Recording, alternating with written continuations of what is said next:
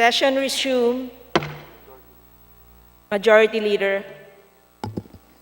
Madam Speaker, last December 14, 2020, the House designated the following members as conference to the Bicameral Conference Committee on the disagreeing provisions of House Bill number 4157 and Senate Bill number 1357, or the Corporate Recovery and Tax Incentives for Enterprises Act, or CREATE, namely Deputy Speaker Kristen Singson Mihan, Representative Joey Sarti Salceda, Representative John Reynald Chanco, Representative Sharon Garin, Representative Jose Enrique Garcia, Representative Xavier Jesus Romualdo, Representative Rosana Vergara, and Representative Stella Luz Kimbo.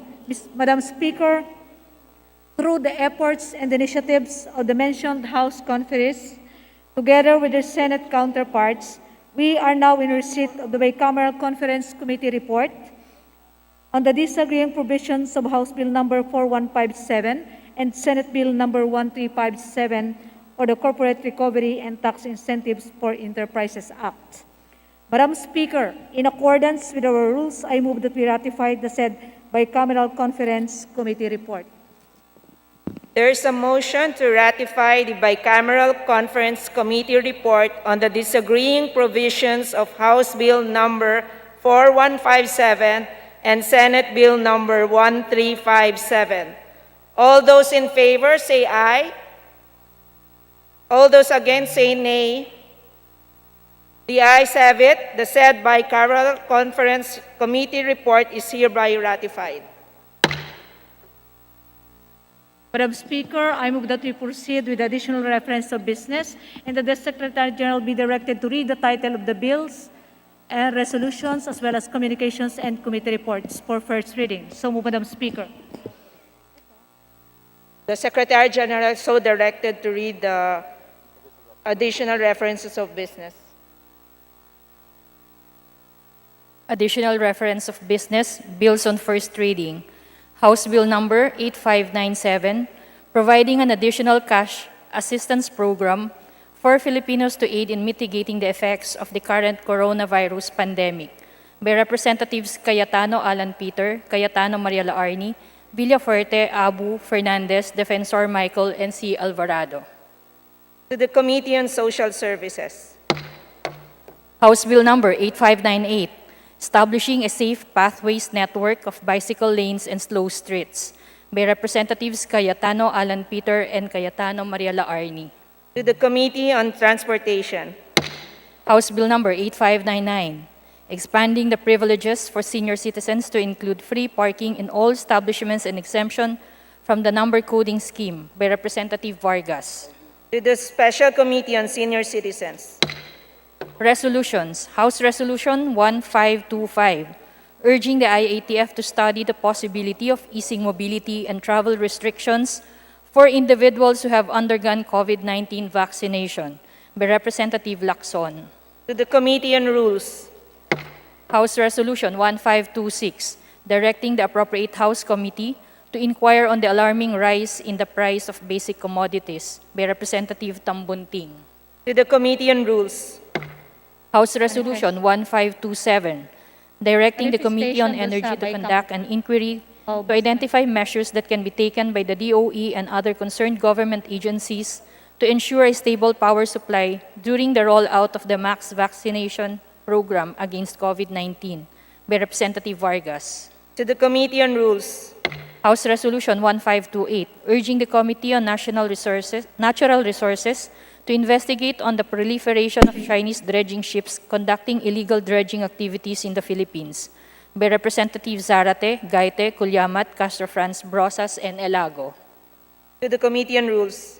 House Resolution 1529, directing the Committee on Public Works and Highways to investigate the undesirable, objectionable, and nefarious practices of contractors of government projects implemented by DPWH to compel DPWH to immediately promulgate additional pre-qualification requirements to avoid, arrest, and curb the above-mentioned improprieties and malpractices to the prejudice, disadvantage, and detriment of government projects by Representative Castro Fredenil. To the Committee on Rules. House Resolution 1530, expressing the profound condolences of the House on the demise of Yabing Masalon Dulo, Fu Yabing, National Living Treasure for Ikat Weaving, Blaan, Mabal, Tabi, by Representative Banyas Nograles. To the Committee on Rules. House Resolution 1531, urging the DICT and the major telecommunication companies to build, upgrade, or repair the telecommunication facilities in Mangsi Islands in Palawan and Taganak Islands in Tawi-Tawi, by Representative Banyas Nograles. To the Committee on Information and Communications Technology.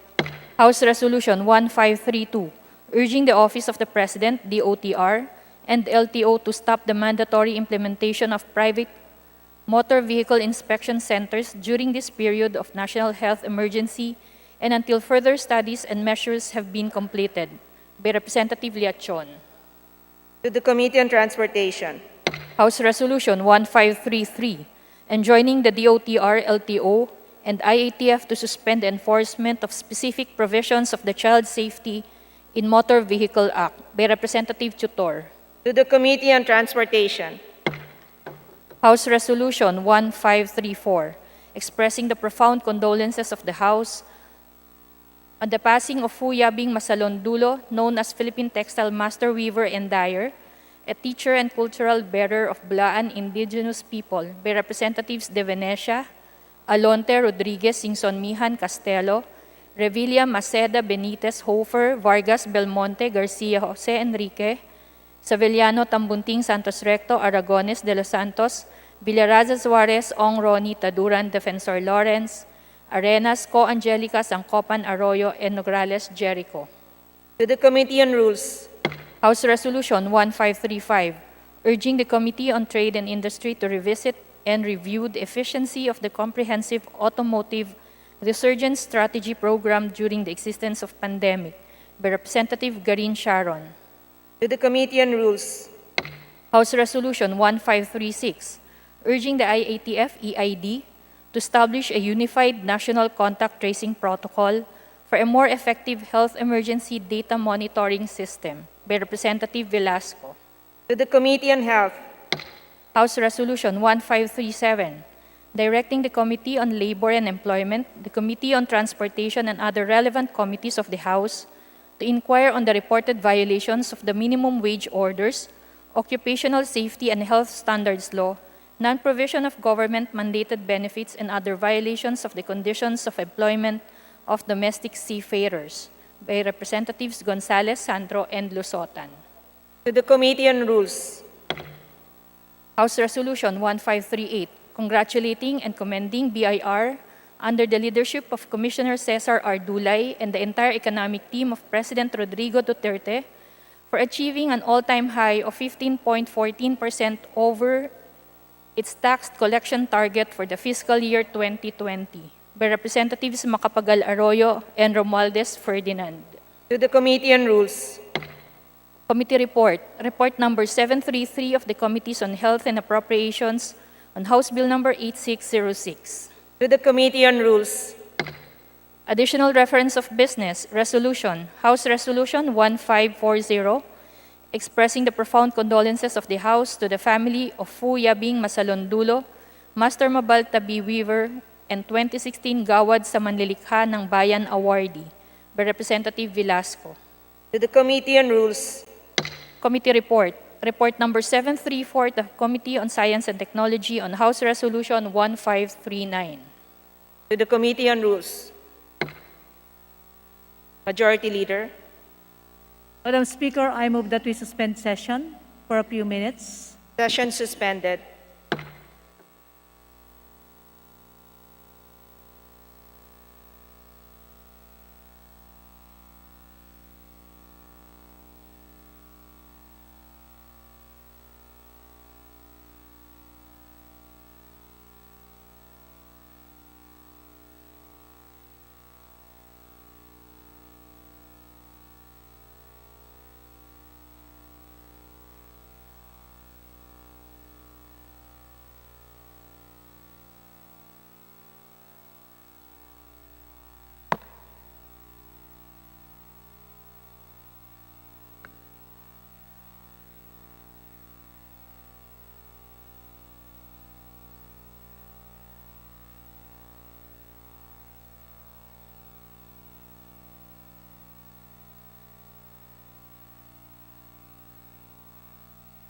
Session is resumed.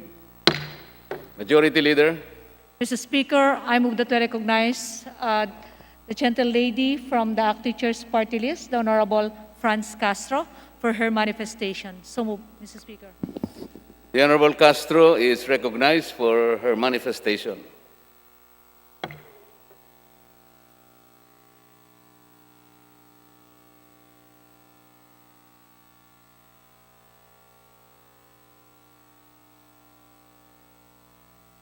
Thank you very much, Mr. Speaker. Manifestation po para doon sa pagkakaratify ng Kongreso sa CREATE. Muli, magandang araw, Ginoong Speaker, at sa mga kapwa ko kinatawan. Nais ko lang pong ipaalalang muli ang magiging epekto sa mga medium, small, micro enterprises o yung mga MSMEs. Itong Corporate Recovery and Tax Incentives for Enterprises Act. Una po, ayon sa isang rapid MSME survey para sa unang 2 buwan ng pandemya, mataas sa statistics ang mga MSMEs na nagsara, bumaba o nawala ng domestic at foreign demand, disruption of or supply chain at iba pa. Kung titignan ang epekto nito sa mga manggagawang umaasa sa mga MSMEs na ito, pati ang PSA conservative data will indicate the effects could be even worse. Pangalawa, Ginoong Speaker, ang mga apektadong Pinoy entrepreneurs ay nananawagan ng zero interest o collateral-free loans, business subsidies at tax relief, na dapat ay direktang ayuda at tax breaks maliban sa credit access. Panghuli, wala sa CREATE ang mga ganitong pangangailangan ng ating MSMEs at entrepreneurs. Sa halip, ang bibigyan natin ng relief ay yung mga hindi nangangailangan nito tulad ng mga malalaking korporasyon na malalim ang bulsa at napakadaling makabangon mula sa epekto ng pandemya. Sa lamang ito, Ginoong Speaker, sa aming mga dagdag na objections noong panahon ng interpellation at approval ng CREATE dito sa Kongreso. Ang mamamayan pa rin ang kawawa kahit ano pang pagpapaganda sa pangalan ng batas. Mula sa train to, trabaho, sitira, hindi pa rin ito ang para sa mga mamamayan. Maraming salamat, Ginoong Speaker. Majority Leader. Mr. Speaker, I move that we recognize the Honorable Arlene Brosas of Gabriela Party List for her manifestation. So, Mr. Speaker. Is there any objection? There being none, the motion is approved.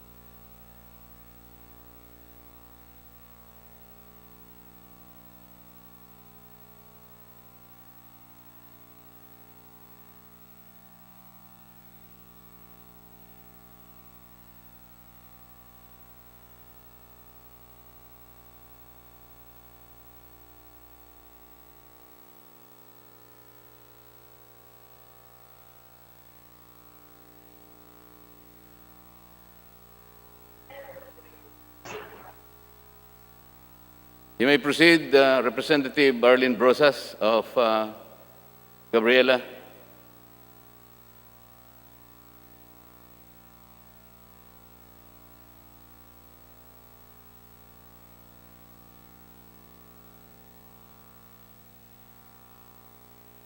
Thank you, Mr. Speaker. Kaugnay po sa ratification ng CREATE Bill. Mr. Speaker, kami sa Gabriela Women's Party ay tutol sa ratifikasyon ng bicameral committee sa panukalang sa mga korporasyon na laman ng CREATE Bill o Trade 2.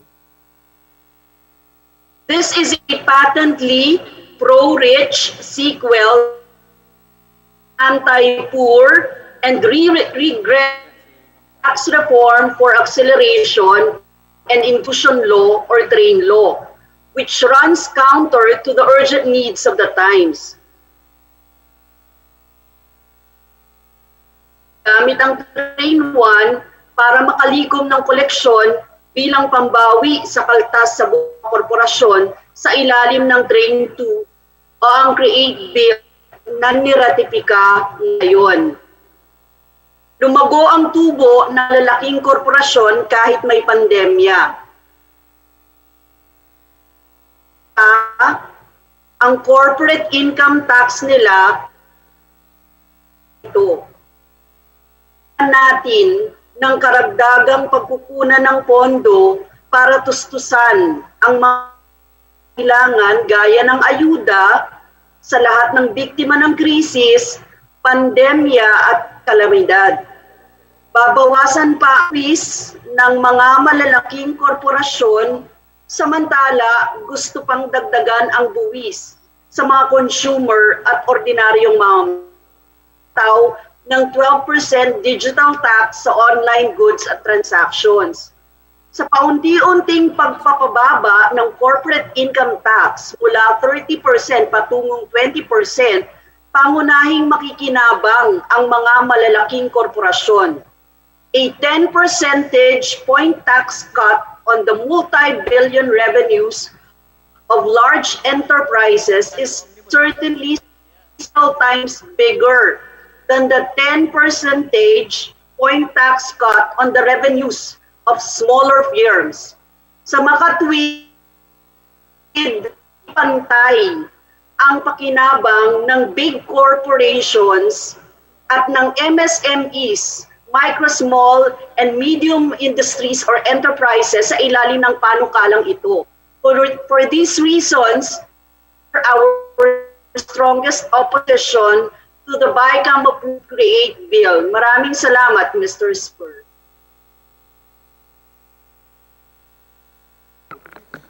Maraming salamat din po, Majority Leader. Mr. Speaker, under the calendar of business for the day, I move that we consider House Bill number 8513 contained in Committee Report number 717, and please direct the Secretary General to read the title of the bill. So move, Mr. Speaker.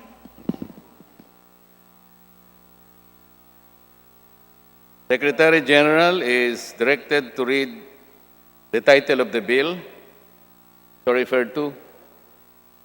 House Bill number 8513, an act providing for a new passport law, repealing for the purpose Republic Act number 8239, otherwise known as the Philippine Passport Act of 1996. Majority Leader. Mr. Speaker, considering that the Honorable Savior, Mrs. Romualdo, is not yet around, I move that we consider instead for second reading House Bill number 8586 under Committee Report number 731, and that the Secretary General be directed to read the title of the bill. So move, Mr. Speaker.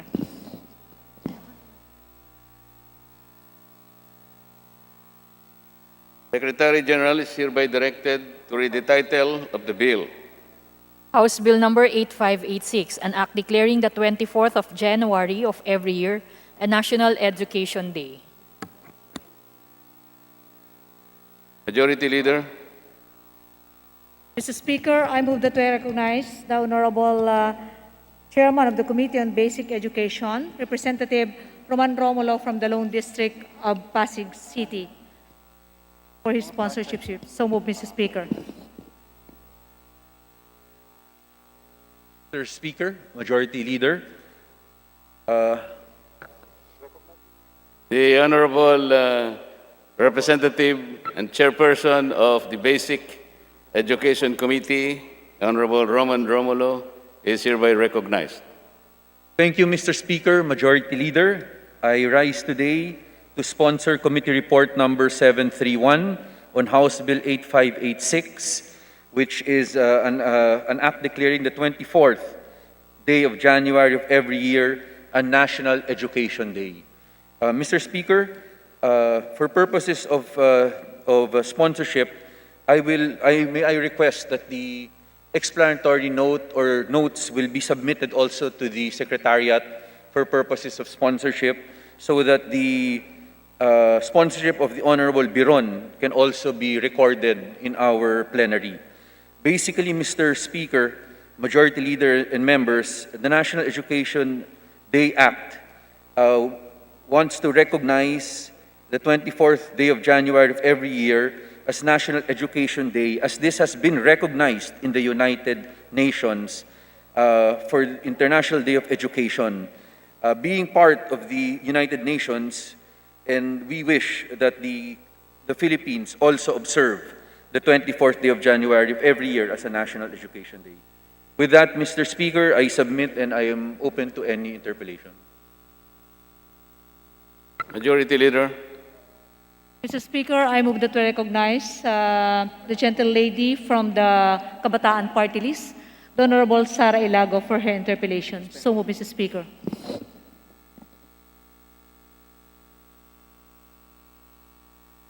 The Honorable Sara Ilago of Kabataan. Mr. Speaker, I move to suspend session. Session is suspended.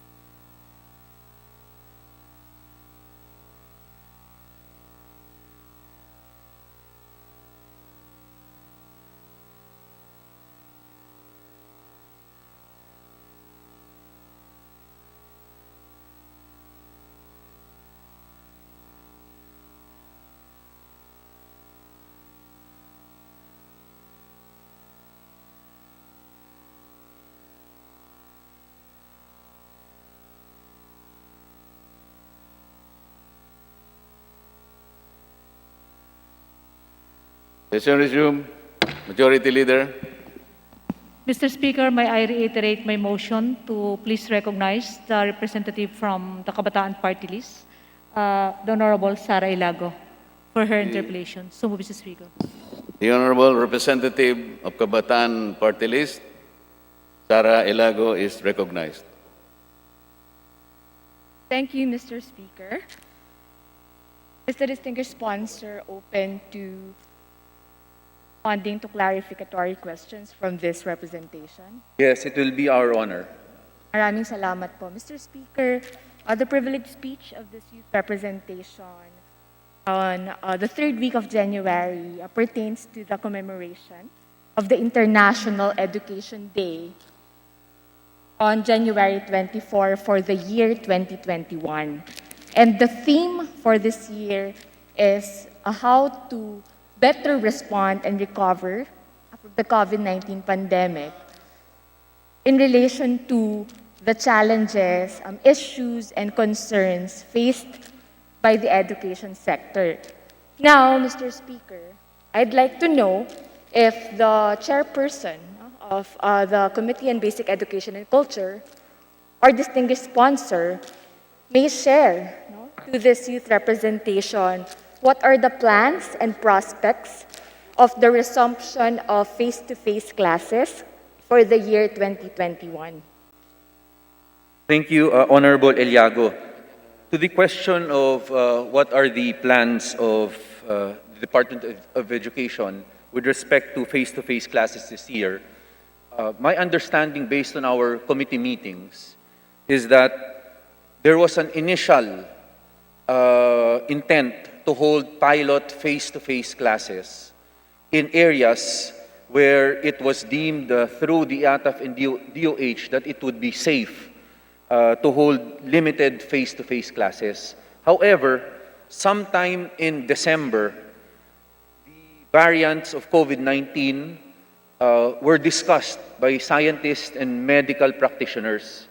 As a result of these variants, and because science and medicine were unsure on the effects of the variants, it was decided and declared by the President, and the Department of Education accepted it, that the pilot face-to-face classes that they had originally planned for the first half of January would be suspended first until further notice. And Honorable Eliago, this representation agrees with that decision. First of all, we have always said, including you, Congresswoman Sara, in our committee meetings, but together with Congresswoman Castro, we have always said that all decisions must be based on science and medicine. With respect to the opening of limited face-to-face classes, I think it is the right decision that we wait for the advice of medical and science experts before we proceed to graduating to limited face-to-face. Maraming salamat, Ginoong Speaker, distinguished sponsor. Indeed, no, we must be careful in all the plans pertaining to the resumption of physical classes, health and well-being of learners, of all the students, teachers, and education support personnel first and foremost. But may we know, Mr. Speaker, if the honorable sponsor has access to information or has the Department of Education presented to the committee or in relation to the theme of this year, Recover and Revitalize Education for the COVID-19 Generation, presented a plan, a complete plan on how to progressively reopen schools, no, for the upcoming months. So hintayin po ba natin na magkaroon ng bakuna? Ano po yung plano? May binigay na po bang mga parameters ang DepEd kung kailan pwede o kung kailan magdidesisyon, kung kailan magkakaroon no, ng pilot testing at mula doon, kunti-kunti nating bubuksan. Sinusuportahan po ng representasyon na to, Ginoong Speaker, ang tunguhin at proposal din ng ating distinguished sponsor na maaari na tayong magsimula doon sa mga lugar na may pinakamababang transmission rates, yung may mga pinakamababang risk ng o number of cases ng COVID-19. Pero hindi po pwede na doon lang matigil. No? Kailangan kompleto yung plano at yung preparation para sa safe reopening ng school. Sa ngayon po ba, may nabigay na sa inyo ang DepEd na kompletong plano hinggil dito? After the announcement that they would suspend the proposed pilot face-to-face, limited face-to-face, in the committee meetings and even in all committee meetings, in fact, there has so far been no update from the Department of Education on how they plan to proceed with respect to piloting again a face-to-face, a limited face-to-face. And in a sense, Congressman Eliago, Honorable Eliago, I can agree with the DepEd that they are holding first, I guess, any commitments or any statements to us until science and medical experts have told us if it's safe based on the variants that are coming out, if vaccines are coming. I think all these things must first be settled before the DepEd can tell us in the committee exactly what their plan is. Sa ngayon kasi, Congressman Eliago, and you were in the last committee meeting, you are aware that many of our students, parents, and teachers are having difficulties with online education. This is not specific only to the Philippines, but it's a global thing. And we all agreed in the last committee meeting that because we want to take care of the mental health of our students, our teachers, and our parents, in fact, we asked the Department of Education, we urged the Department of Education and all academic institutions to have a scholastic leniency and academic ease for this year, especially because of COVID-19.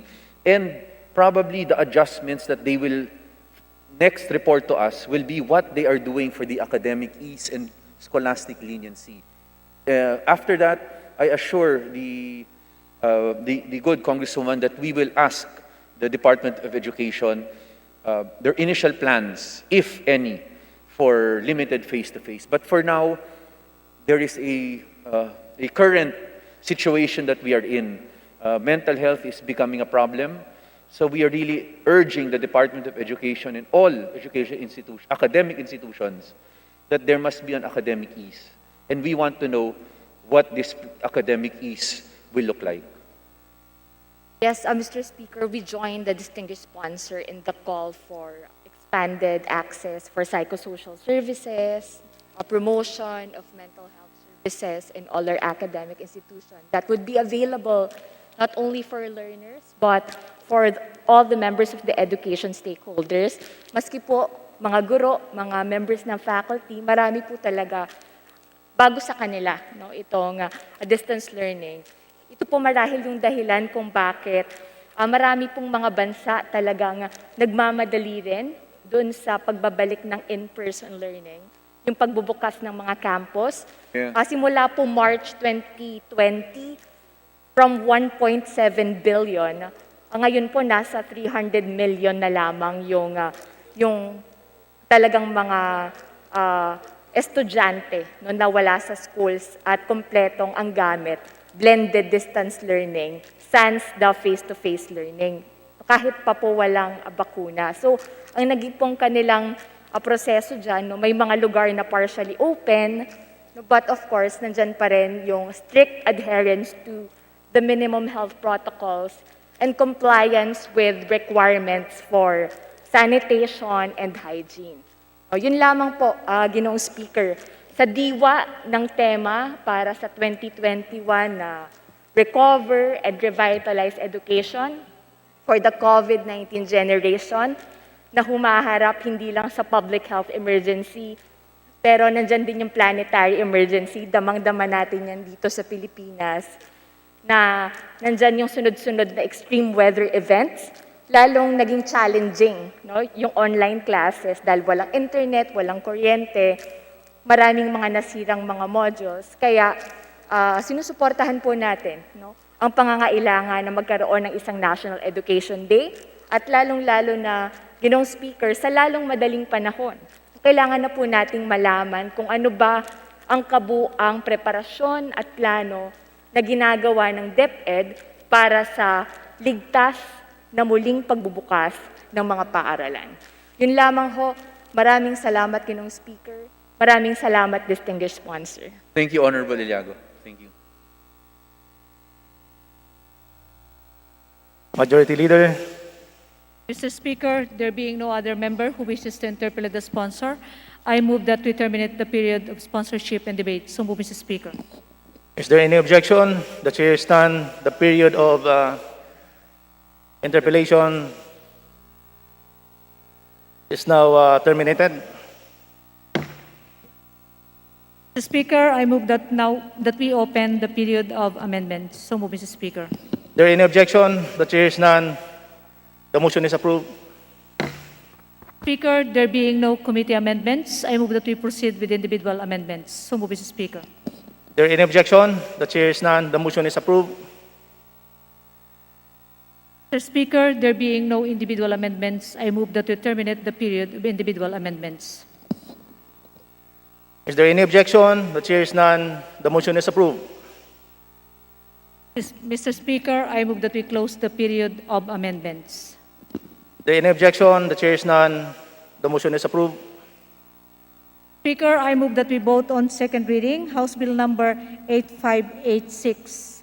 So move, Mr. Speaker. Is there any objection? The chair is none. The motion is approved. There is a motion to approve on second reading on House Bill 8586. All those in favor, please say aye. Aye. All those against, please say nay. The ayes have it. The House Bill number 8586 is approved on second reading. Thank you, Mr. Majority Speaker. Leader. Majority Leader.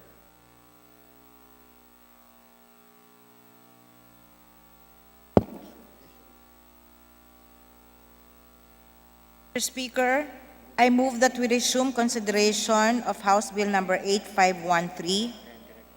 And may I direct the Secretary General to read the title of the bill. So move, Mr. Speaker. Is there any objection? The chair is none. The Secretary General is directed to read the title of the bill, 8513, on second reading.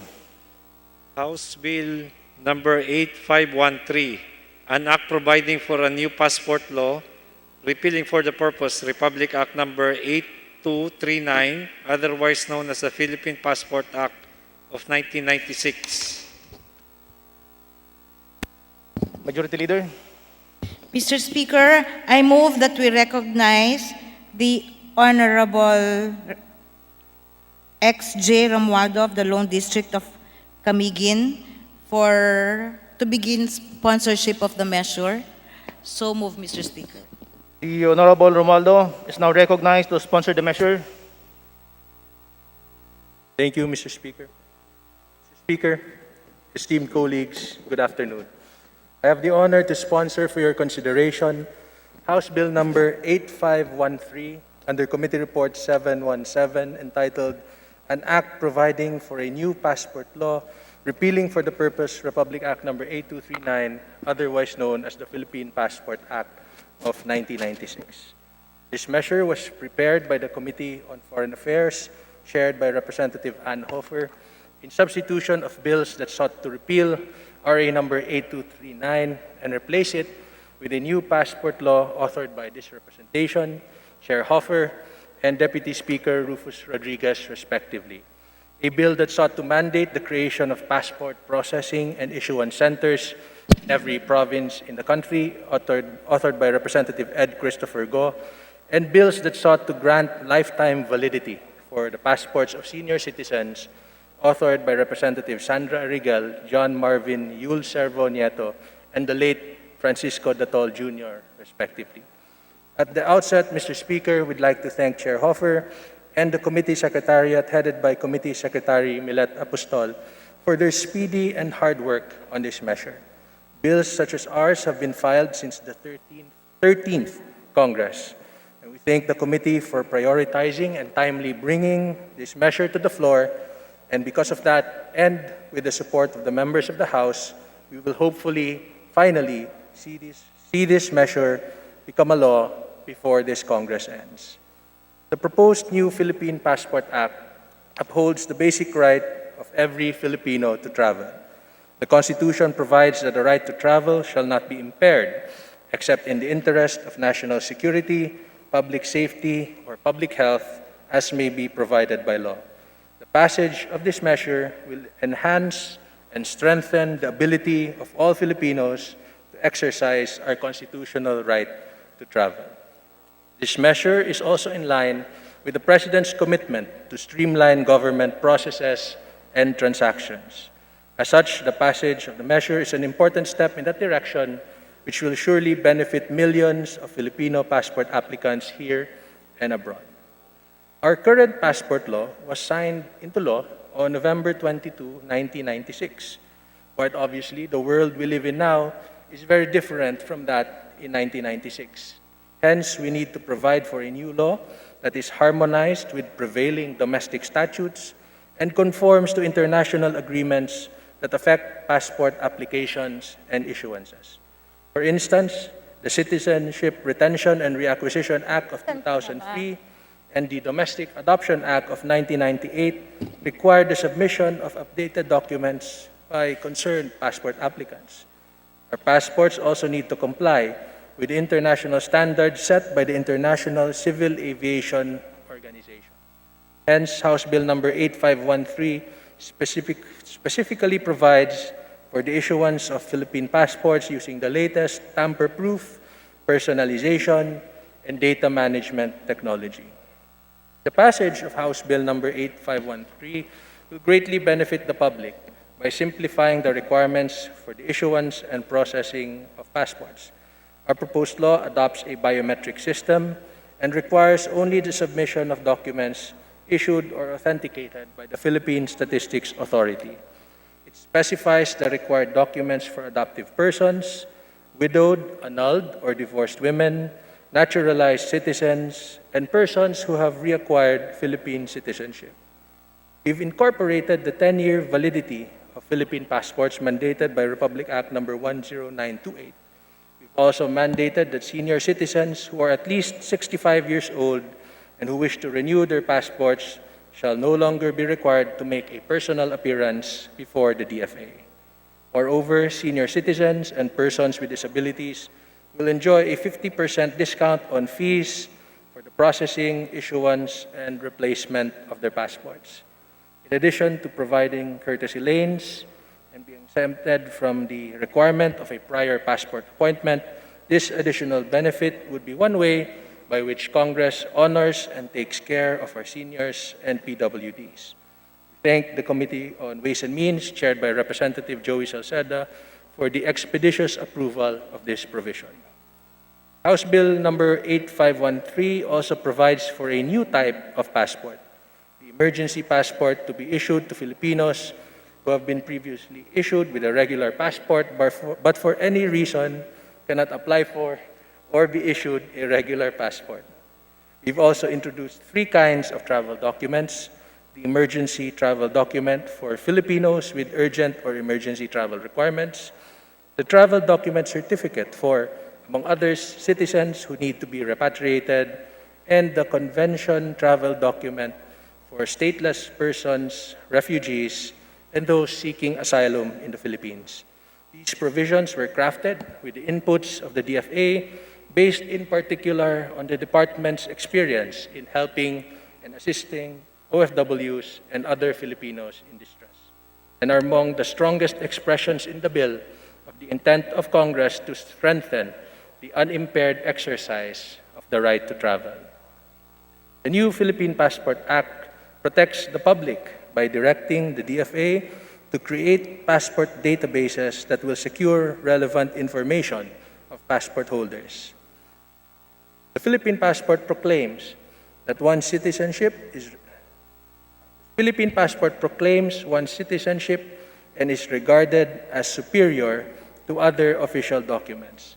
Hence, House Bill number 8513 protects the integrity of our passports by providing for stiffer penalties for offenses related to the unlawful issuance, forgery, and improper use of passports and travel documents, and the possession of multiple passports. Illegal withholding of passports and forging of visas and entry documents are also heavily penalized. We've also provided for the imposition of the maximum penalties when the offenses are committed by a syndicate or are committed on a large scale. Finally, the new Philippine Passport Act will improve the consular services of the DFA by allowing it to charge higher fees for the processing or issuance of passports requiring special consideration, waiver, or issuance beyond office hours. These fees will constitute the Passport Revolving Fund and will be utilized to improve the passporting, consular services, and other services provided by the DFA. We thank the Committee on Appropriations, chaired by Representative Eric Yap, for generously approving this provision.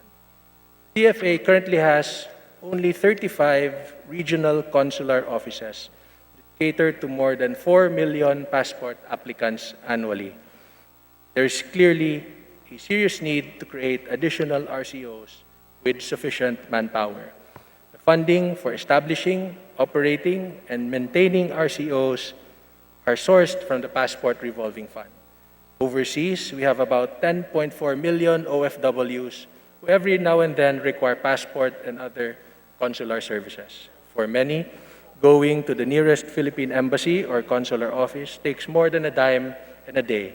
It will be of great convenience for OFWs, for the DFA to have adequate personnel and facilities that will allow it to quickly serve our fellow Filipinos abroad. Mr. Speaker, it is for all the foregoing that we must approve and pass a new passport law that will address the predicaments of Filipino passport applicants, allow efficiency in the facilitation of passport-related transactions, adopt international best practices and standards, better protect the public and the state, and strengthen the right to travel. And now that international travel is highly restricted because of the global pandemic, there is perhaps no better time for Congress to improve our passport system so that when the pandemic ends and we are all able to travel again, Filipinos will be met with a much improved and more efficient passporting service. After all, Filipinos deserve nothing less.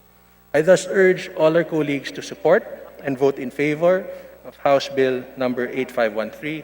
Thank you very much, Mr. Speaker. Thank you, dear colleagues. Majority Leader. Mr. Speaker, there being no member who wishes to interpolate, I move that we terminate the period of sponsorship and debate. So move, Mr. Speaker. Is there any objection? The chair is none. The motion is approved. Mr. Speaker, I move that we open the period of amendments. So move, Mr. Speaker. Is there any objection? The period of amendments is now open. Mr. Speaker, there being no committee amendments, I move that we now proceed to consider the individual amendments. So move, Mr. Speaker. Is there any objection? The chair is none. The motion is approved. Mr. Speaker, I move to recognize the Honorable Jose Christopher Belmonte of the 6th District of Quezon City for his individual amendments. So move, The Mr. Honorable Belmonte is now recognized for Thank you his very much, individual amendments. Thank you very much, Mr. Speaker. Will the honorable sponsor, my good friend and lover boy from Camiguin, accept a simple amendment from the minority? Mr. Speaker, Your Honor. We would gladly consider, Mr. Speaker. Mr. Speaker, on page 11, section 6, the last sentence of section 6, after the word senior citizens, add the phrase who are 65 years old and above, so that the last sentence should read, provided that senior citizens who are 65 years old and above may renew their passports without need of personal appearance. I so move, Mr. Speaker, Your Honor. What does I the sponsor suppose. say?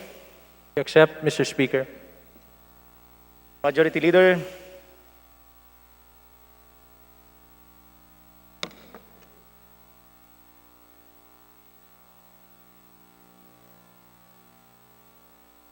Mr. Speaker, on the part of the majority, I move to adopt the individual amendment. So move, Mr. Speaker. Is there any objection? The chair is none. The motion is approved. That is all. Majority Thank Leader. you very much for the time, Mr. Speaker. Thank you very much, Honorable Sponsor. Thank you, Mr. Speaker, and we'd like to thank the Honorable Belmonte for his amendment. Thank you very much. Majority Leader.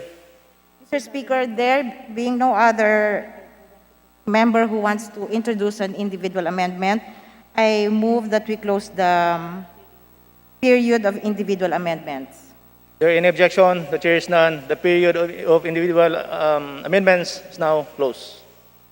Mr. Speaker, I move that we now close the period of amendments. So move, Mr. Speaker. Is there any objection? The chair is none. The motion is approved. Mr. Speaker, I move that we vote on second reading, House Bill number 8513. So move, Mr. Speaker. As There is amended, a motion Mr. to Speaker. approve House Bill 8513 on second reading. For those in favor, please say aye. Aye. For those against, please say nay. The ayes have it. House Bill number 8513 is now approved on second reading as amended. 2-minute suspension, Mr. Speaker. Session suspended.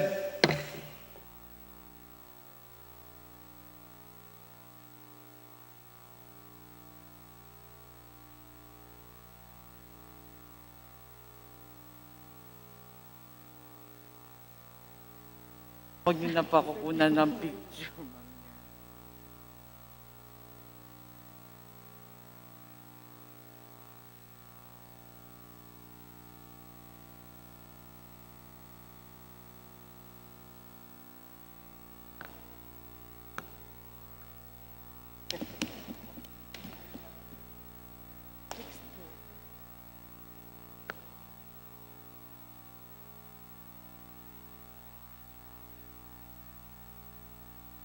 Session is resumed. Majority Leader, Yes, Mr. Speaker, under the calendar of business for the day, I move that we consider House Bill number 8551 contained in Committee Report number 719. I request, therefore, that the Secretary General be directed or instructed to read the title of the bill. the Secretary General is so directed. House Bill number 8551, an act renewing for another 25 years the franchise granted to Trans-Pacific Broadband Group International Incorporated under Republic Act number 8657 to construct, establish, install, maintain, and operate communication systems for the reception and transmission of messages within the Philippines. Majority Leader, Yes, Mr. Speaker, I move that we recognize Representative Xavier Jesus Romualdo of the Lone District of Camiguin be recognized to begin sponsorship of the measure. the Deputy Majority Leader from Camiguin, Congressman X.J. Romualdo, is hereby recognized. Thank you, Mr. Speaker. Mr. Speaker, for sponsorship of this measure, I would just like to respectfully move that the explanatory note of the measure be adopted as our sponsorship remarks. Is there any objection? Hearing none, the sponsorship speech is hereby accepted. Majority Leader, Mr. Speaker, I move that we terminate the period of sponsorship and debate. is there any objection? Hearing none, we terminate the period of interpellation and debate. Mr. Speaker, I move that we open the period of amendments. No objection, we open the period of amendments. Mr. Speaker, there being no committee amendments, I move that we now proceed to consider individual amendments. There are no objections, we also close the period of amendments. Mr. Speaker, there being no individual amendments or no member have wished to introduce individual amendments, I move that we close the period of individual amendments. Is there any objection? We close the period of individual amendments. Mr. Speaker, there being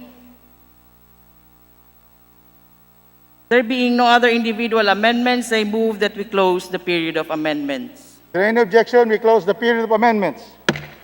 Mr. Speaker, I then move that we vote on second reading House Bill number 8551.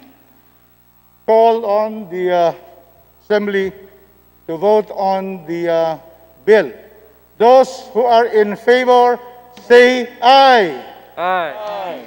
Those against, say nay. The ayes have it. The bill is approved on second reading.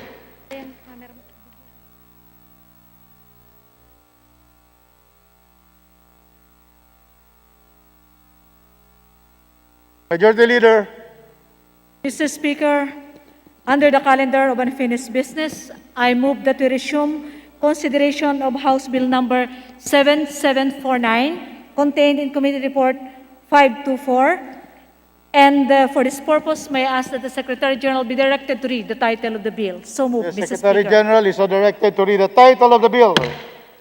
House Bill number 7749, an act providing for government financial institutions unified initiatives to distressed enterprises for economic recovery guide. Majority Leader, Mr. Speaker, the parliamentary status of the bill is that we are in the period of amendments. So, what is the pleasure of the Majority Leader? I move that we recognize the Honorable Tunic. There being no committee amendments, I move that we close the period of amendments. It is moved, and there's no objection, that the period of amendments is hereby closed.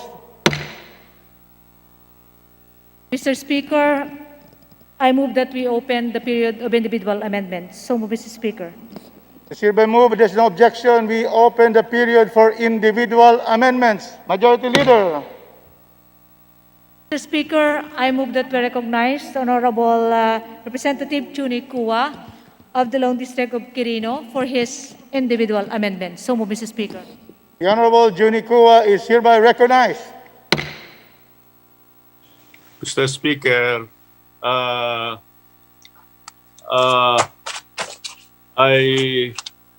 have an arrangement with the Majority Leader that there will be an amendment by substitution. So may I request that the majority leader read the effect, the amendment by substitution, Mr. Speaker. Session suspended.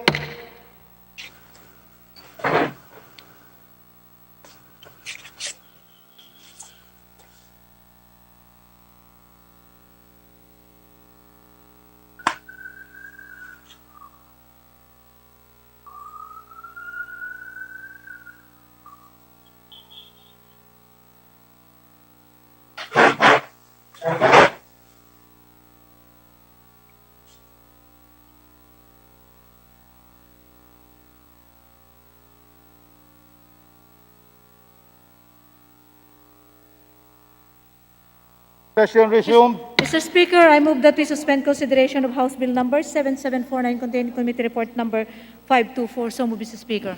Motion is approved.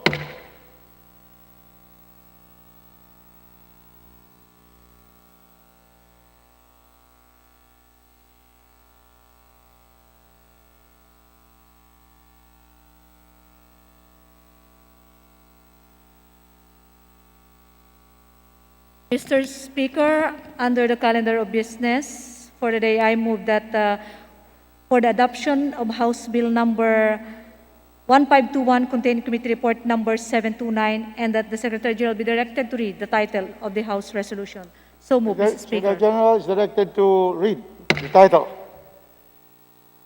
House Resolution 1521, Resolution expressing collective support and commendation to men and women in uniform, local government units, non-government organizations, and other private organizations and individuals for their valiant efforts in helping our countrymen in the rescue and relief operations during the recent typhoons that hit the Philippines.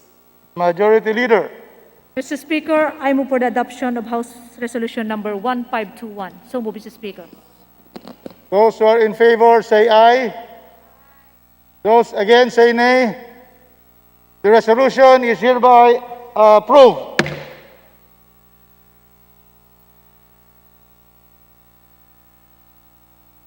Mr. Deputy Leader, Speaker, yes.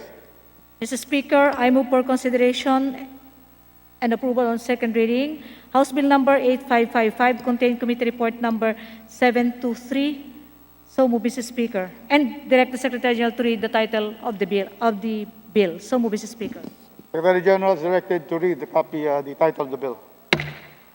House Bill number 8555, an act granting Good News Sorsogon Foundation Incorporated a franchise to construct, install, operate, and maintain radio and television broadcasting stations in the Bicol region.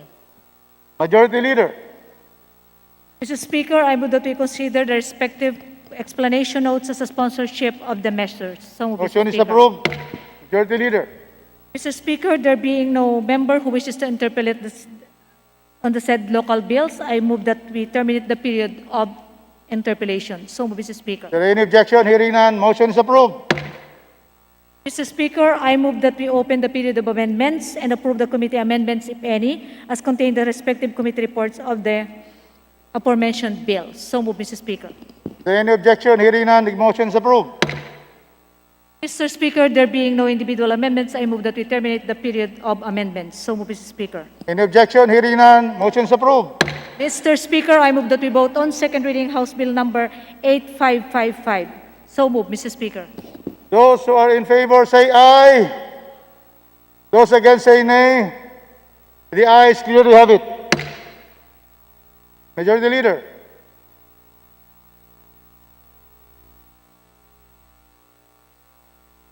Mr. Speaker, I move for approval on third reading House Bill number 8212 and request that the Secretary General be directed to read the title of the House bill. So move, Mr. Speaker. Secretary General is directed to read the title of the bill for third reading. House Bill number 8212, an act establishing a special defense economic zone inside the Government Arsenal Defense Industrial Estate located in Camp General Antonio Luna, Lumao, Municipality of Limay, Province of Bataan, creating for this purpose the Special Defense Economic Zone and appropriating funds therefore. Mr. Speaker, I move that the Secretary General call the roll for nominal voting. So moved. SecGen is directed to call the roll for nominal voting of this particular bill. Roll call of members in consideration of the bill. Honorable Member Abante, Abaya, Abilianosa, Abueg Saldivar, Abunda,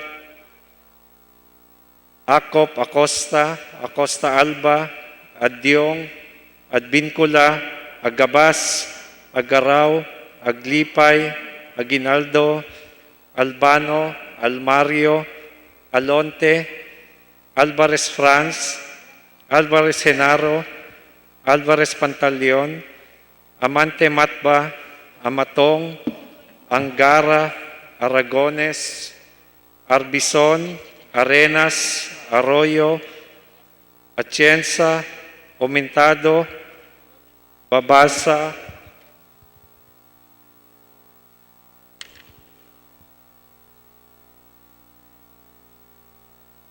Bagatsing, Balindong, Banyas Nograles, Barba, Barbers, Baronda, Barsaga, Bascog, Bautista, Bautista Bandigan, Belmonte, Benitez, Bernos, Biason, Billones, Biron, Bolilia, Bondok, Bordado, Bravo, Brosas, Ulot, Bustos, Kabatbat, Kabochan, Cabredo, Cagas, Calderon, Calixto, Caminero, Campos, Canama, Caugdan, Cardema, Cari, Castelo, Castro France, Castro Fredinil, Cayetano Alan Peter Compañero, Cayetano Maria Laarni,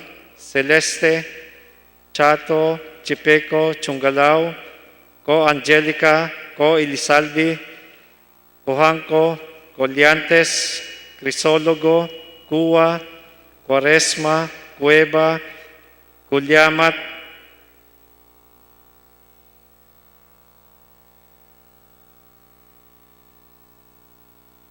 Dagook, Dalipe, Dalog, Dasa, Di Jesus, Di Venecia, Defensor Lawrence, Defensor Michael, De Los Santos, De Loso Montalia, Di Mapuro Abdullah, Di Mapuro Khalid, Duabit, Dohali, Duterte, Di Faustino Ino, Di Faustino Michael, Di Ayan, Ebcas, Ecleo, Elago, Enverga, Erice, Erigiel, Ermita Buhain, Escudero, Espina, Espino, Estrella, Fariñas Ria, Fariñas Rudy Cesar, Fernandez, Fernando, Ferrer Juliet, Ferrer Luis, Flores, Fortun, Fortuno, Frasco, Fuentebella,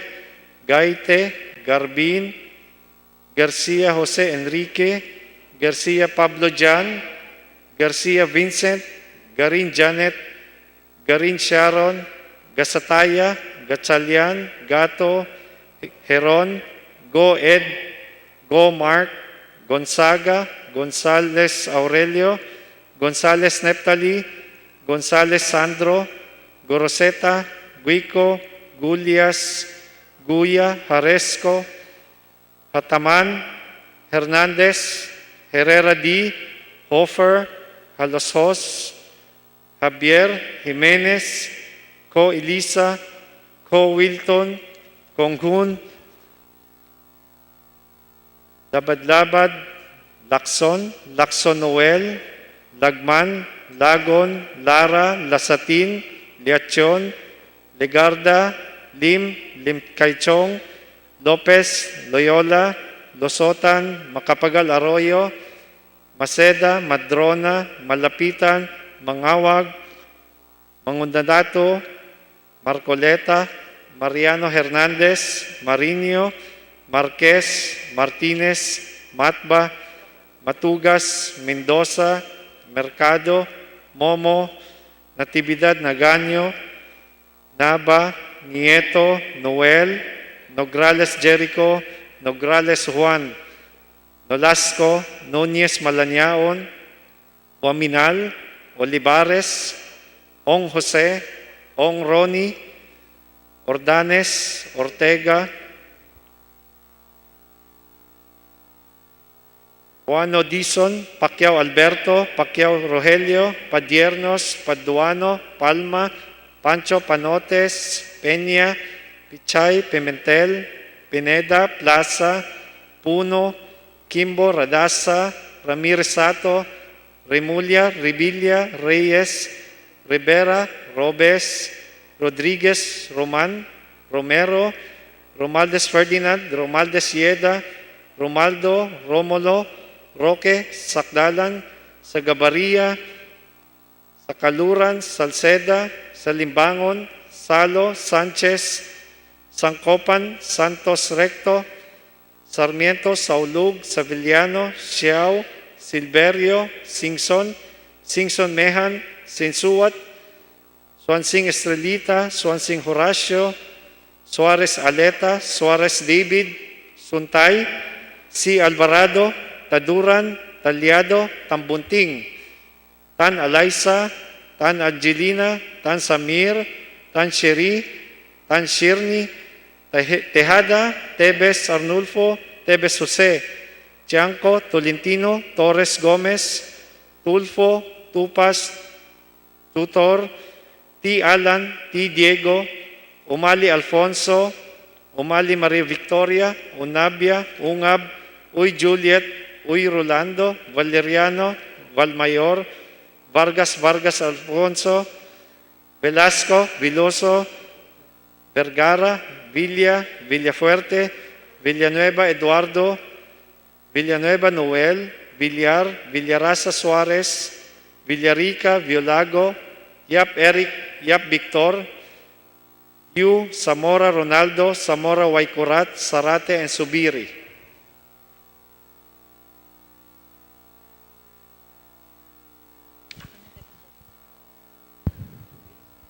Second call for consideration on third reading of House Bill Number 8212. Abante, Abaya, Abellanosa, Agaraw, Aguinaldo, Alvarez Pantaleon, Amatong, Aragones, Aumentado, Bagatsing, Banyas Nograles, Barbers, Baronda, Barzaga, Bernos, Bulut, Bustos, Kabatbat, Calixto, Caminero, Cardema, Cari, Co Elizaldi, Cojuangco, Dalipe, De Venecia, De Jesus, Defensor Michael, De Los Santos, Duavit, Duhali, Ebcas, Ecleo, Enverga, Ermita Buhain, Fariñas Ria, Fariñas Rudy Cesar, Fernandez, Fernando, Flores, Garbin, Garin Janet, Garin Sharon, Gonzaga, Gonzales Sandro, Gico, Guya, Haresco, Hataman, Javier, Conghun, Lacson, Liachon, Loyola, Malapitan, Marinho, Matba, Matugas, Mendoza, Mercado, Nograles Jericho, Nograles Juan, Nolasco, Nunez Malaniaon, Uwaminal, Ortega, Pichay, Pineda, Roman, Romero, Sakdalan, Sagarbaria, Sanchez, Sarmiento, Singson, Suarez Aleta, Suarez David, C. Alvarado, Taduran, Tambunting, Tan Alaysa, Tan Samir, Tan Shari, Tan Sherni, Teves Arnolfo, Teves Jose, Torres Gomez, Tupas, T. Alan, Unabia, Uy Juliet, Veloso, Villaraza Suarez, Villarica, Yap Victor, Yu Zubiri.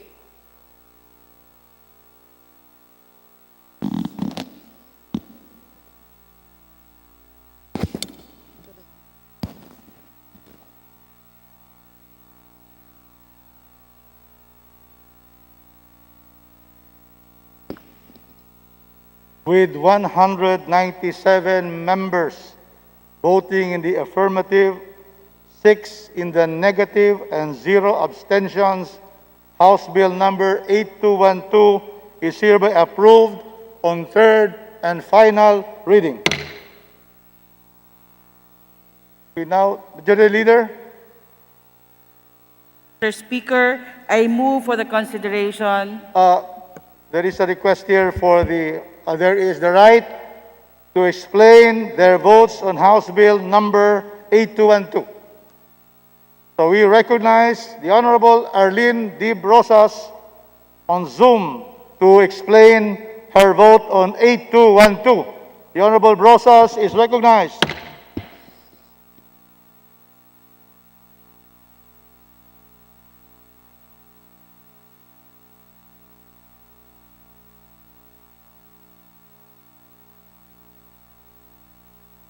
Congresswoman Brosas. Thank you, Mr. Speaker. Please proceed. Salamat, Mr. Speaker. Please proceed, Congresswoman Brosas.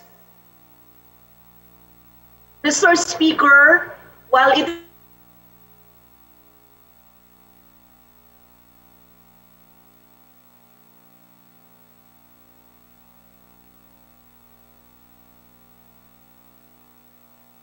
in its own territory,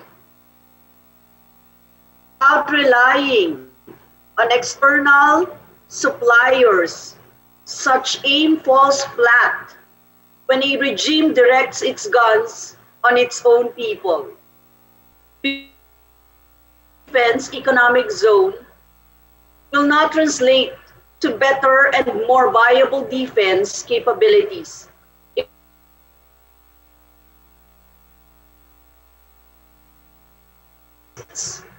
Aanhin ang Special Defense Economic Zone ng DND ng militar sa mga universidad kaysa sa paigtingin ang pagtatanggol sa West Philippine Sea. Aanhin ang bagong eco-zone kung ang direksyon ng military at police operations sa ilalim ng kasalukuyang administrasyon ay ang pagtugi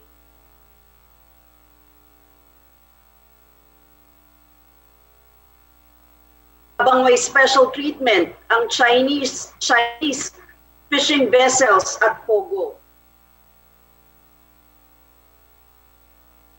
Special Defense Economic Zone will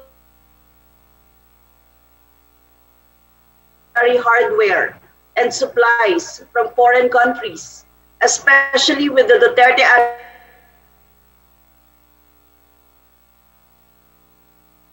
the AFP modernization.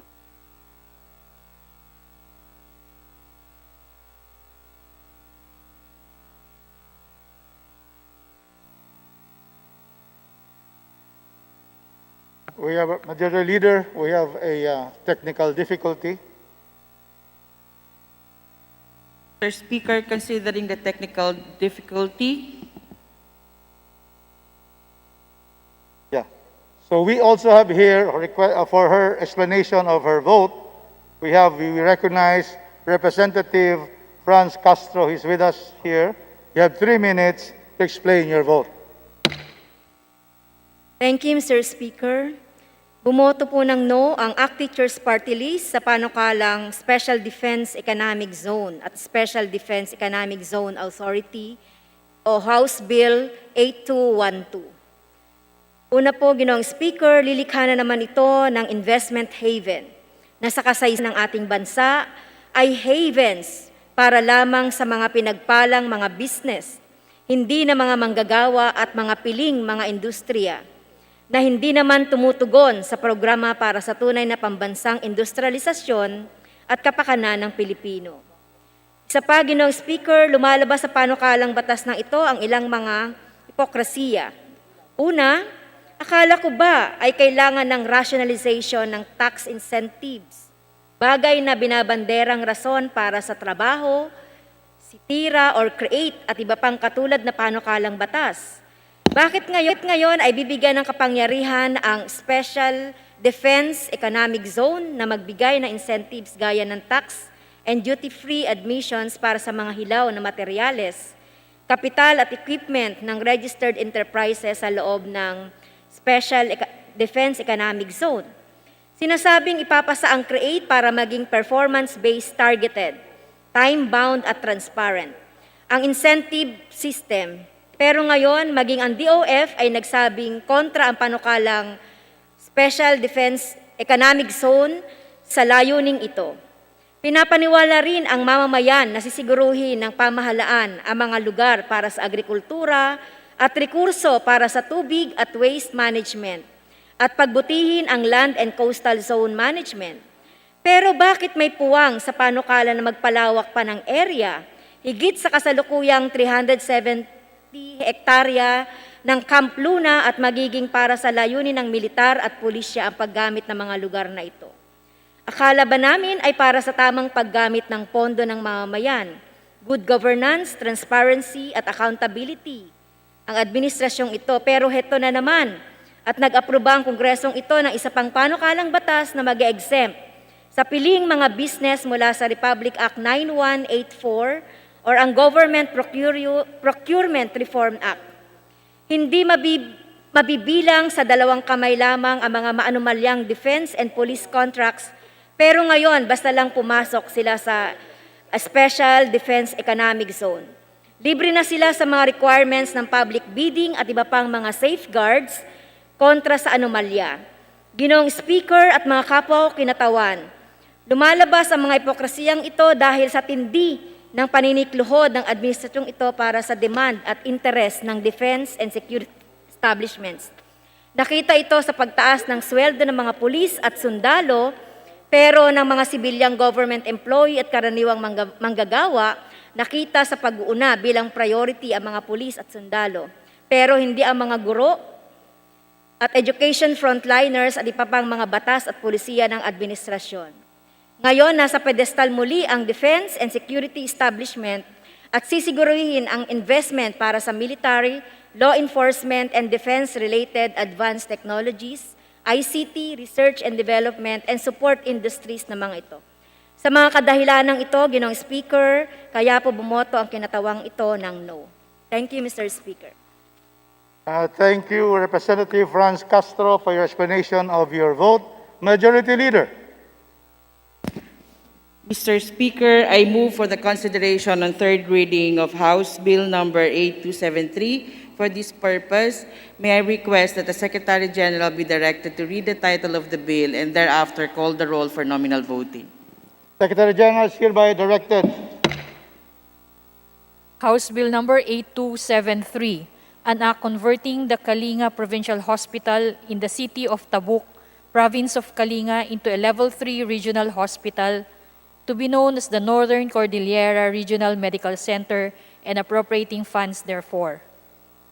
Roll call of Majority members. Leader. Roll call is hereby directed. Nominal voting. Roll call of members in consideration of House Bill number 8273 on third reading.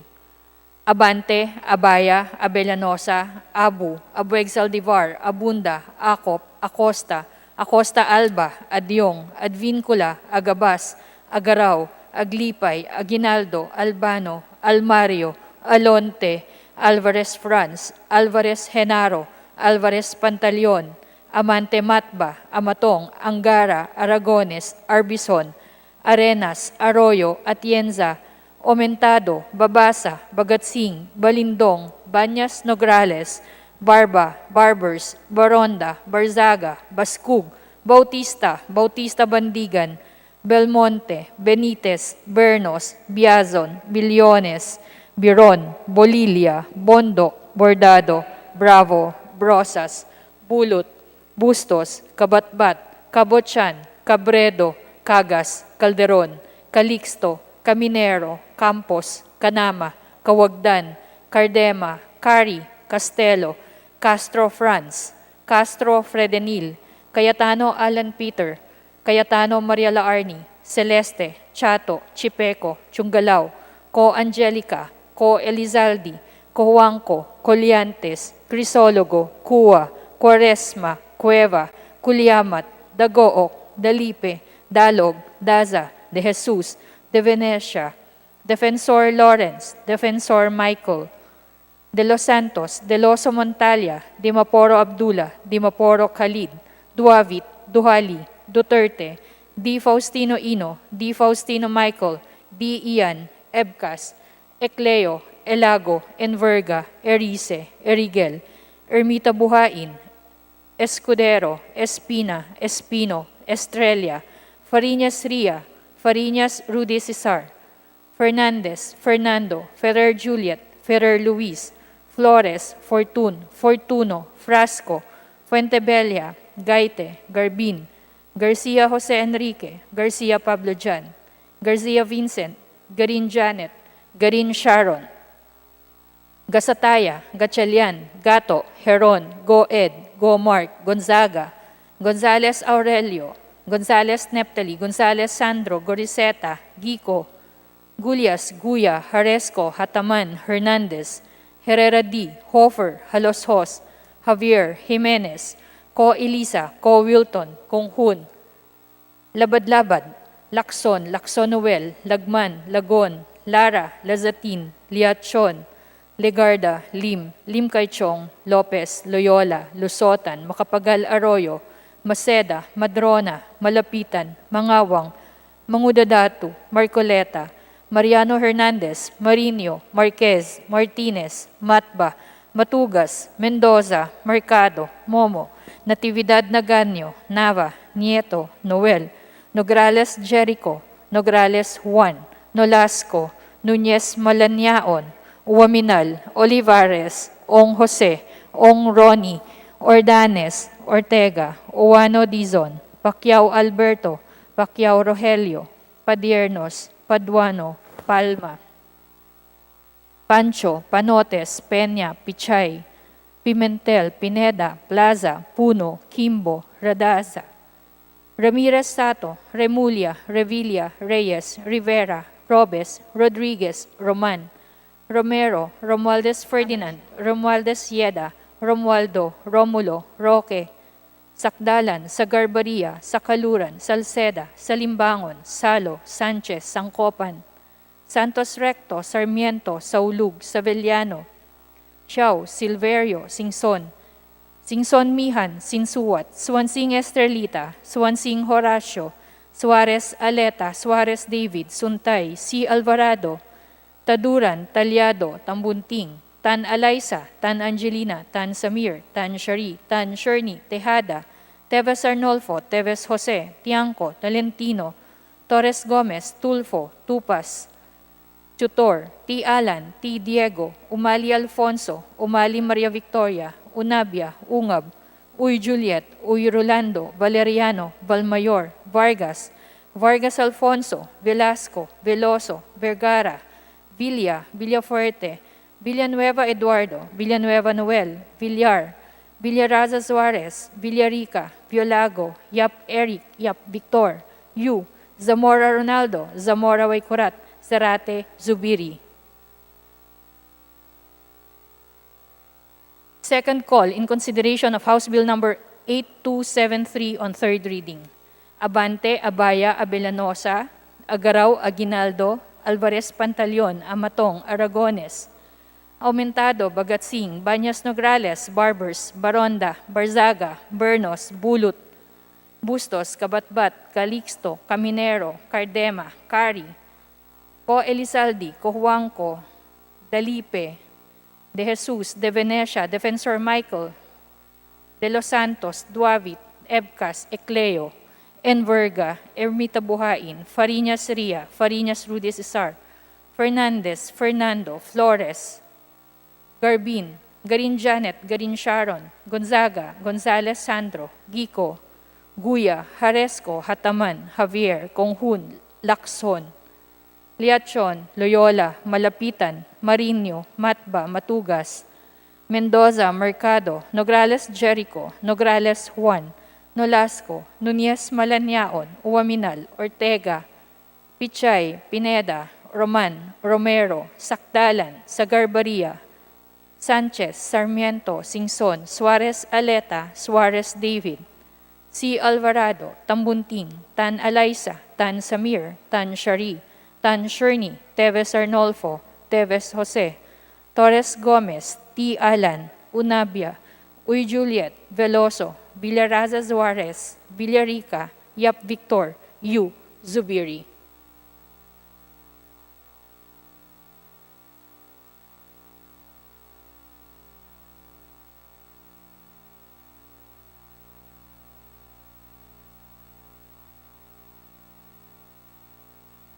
With 206 members voting in the affirmative, 0 in the negative, and 0 abstentions, House Bill number 8273 is hereby approved on third and final reading.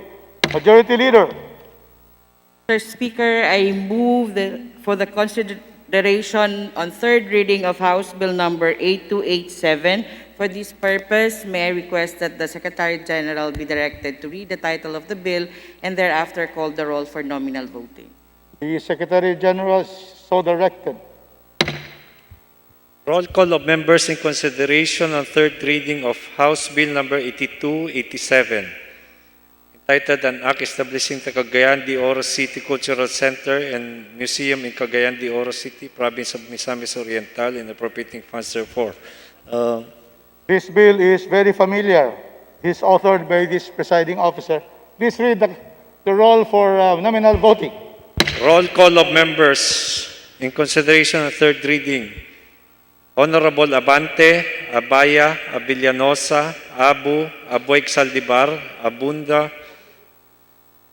Acop, Acosta, Acosta Alba, Adyong, Advincula, Agabas, Agaraw, Aglipay, Aguinaldo, Albano, Almario, Alonte, Alvarez France, Alvarez Senaro, Alvarez Pantaleon, Amante Matba, Amatong, Angara, Aragones, Arbison, Arenas, Arroyo, Atienza, Aumentado, Babasa, Bagatsing, Balindong, Banyas, Nograles, Barba, Barbers, Baronda, Barsaga, Bascog, Bautista, Bandigan, Belmonte, Benitez, Bernos, Biason, Billones, Biron, Bolilla, Bondok, Bordado, Bravo, Brosas, Bulot, Bustos, Kabatbat, Kabuchan, Cabredo, Cagas, Calderon, Calixto, Caminero, Campos, Canama, Cawagdan, Cardema, Cari, Castelo, Castro France, Castro Fredinil, Cayetano, Alan Peter Compañero, Cayetano Maria Laarni, Celeste, Chato, Chipeco, Chungalao, Co Angelica, Co Elizalde, Cojanco, Coliantes, Crisólogo, Cuba, Cuaresma, Cueva, Gulyamat, Dagok, Dalipe, Dalog, Dasa, De Jesus, De Venecia, Defensor Lawrence, Defensor Michael, De los Santos, De Loso Montalia, Dimapuro Abdullah, Dimapuro Khalid, Duabit, Duhali, Duterte, Di Faustino Ino, Di Faustino Michael, Di Ayan, Ebcas Icleo, Elago, Enverga, Erice, Erigiel, Ermita Buhain, Escudero, Espina, Espino, Estrella, Fariñas Ria, Fariñas Rudy Cesar, Fernandez, Fernando, Ferrer Juliet, Ferrer Luis, Flores, Fortun, Fortuno, Frasco, Fuentebella, Gaite, Garbin, Garcia Jose Enrique, Garcia Pablo Jan, Garcia Vincent, Garin Janet, Garin Sharon, Gasataya, Gatchalian, Gato, Heron, Go Ed, Go Mark, Gonzaga, Gonzales Aurelio, Gonzales Neptali, Gonzales Sandro, Gorseta, Guico, Gulias, Guya, Aresco, Hataman, Hernandez, Hernandez D. Hofer, Halosos, Javier, Jimenez, Co Elisa, Co Wilton, Konghun, Labad-Labad, Lacson, Lacson Noel, Lagman, Lagon, Lara, Lasatin, Liachon, Legarda, Lim Kaichong,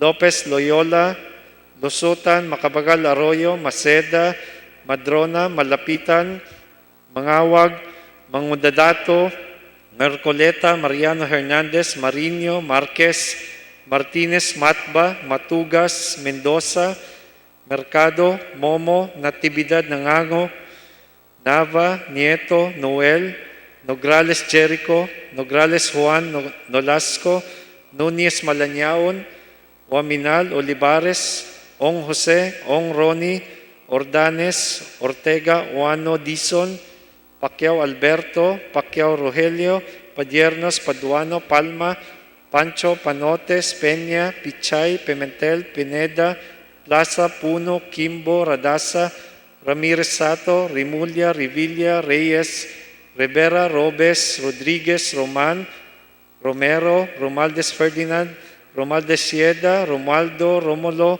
Roque, Sakdalan, Sagabaria, Sakaluran, Salceda, Salimbangon, Salo, Sanchez, Sangcopan, Santos Recto, Sarmiento, Saulug, Sabiliano, Xiao Selvirio, Singson Mehan, Sinsuat, Swansing Estrellita, Swansing Horacio, Suarez Aleta, Suarez Libid, Suntay, C. Alvarado, Taduran, Talyado, Tambunting, Tan Alaisa, Tan Angelina, Tan Samir, Tan Shiri, Tan Shirni, Tejada, Tebes Arnulfo, Tebes Jose, Tiangco, Tolentino, Torres Gomez, Tulfo, Tupas, Tutor, T. Alan, T. Diego, Umali Alfonso, Umali Maria Victoria, Unabia, Ungab, Uy Juliet, Uy Rolando, Valeriano, Valmayor, Vargas Alfonso, Velasco, Veloso, Vergara, Villa, Villafuerte, Villanueva Eduardo, Villanueva Noel, Villar, Villarasa Suarez, Villarica, Violago, Yap Eric, Yap Victor, Yu, Zamora Ronaldos, Zamora Waikurat, Sarate, and Subiri. Second call, Abante, Abaya, Abellanosa, Agaraw, Aguinaldo, Alvarez, Pantaleon, Amatong, Aragones, Aumentado, Bagatsing, Banyas Nograles, Barbers, Baronda, Barsaga, Bernos, Bulot, Bustos, Kabatbat, Caminero, Cardema, Cari, Co Elizalde, Cojanco, Dalipe, De Jesus, De Venecia, Defensor Michael de los Santos, Duabit, Ebcas Ecleo, Enverga, Ermita Buhain, Fariñas Ria, Fariñas Rudy Cesar, Fernandez, Fernando Flores, Garbin, Garin Janet, Garin Sharon, Gonzaga, Gonzales, Sandro, Guico, Guya, Haresco, Hataman, Javier, Kunghun, Lacson, Liacion, Loyola, Malapitan, Marinho, Matba, Matugas, Mendoza, Mercado, Nograles Jericho, Nograles Juan, Nolasco, Nunez Malanyaon, Waminal, Ortega, Pichay, Pineda, Roman, Romero, Sakdalan, Sagabaria, Sanchez, Singson, Suarez Aleta, Suarez Libid, C. Alvarado, Tambunting, Tan Alaisa, Tan Samir, Tan Shiri, Tan Shirni, Tevez Arnulfo, Tevez Jose, Torres Gomez, T. Alan, Unabia, Uy Juliet, Veloso, Villarasa Suarez, Villarica, Yap Victor, Yu, and Subiri.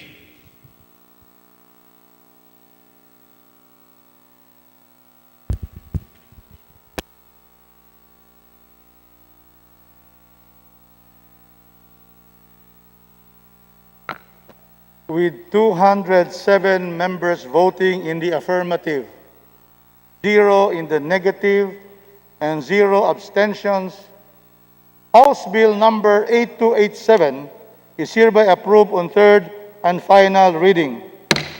Majority Leader. Mr. Speaker, I move for consideration on third reading House Bill number 8377.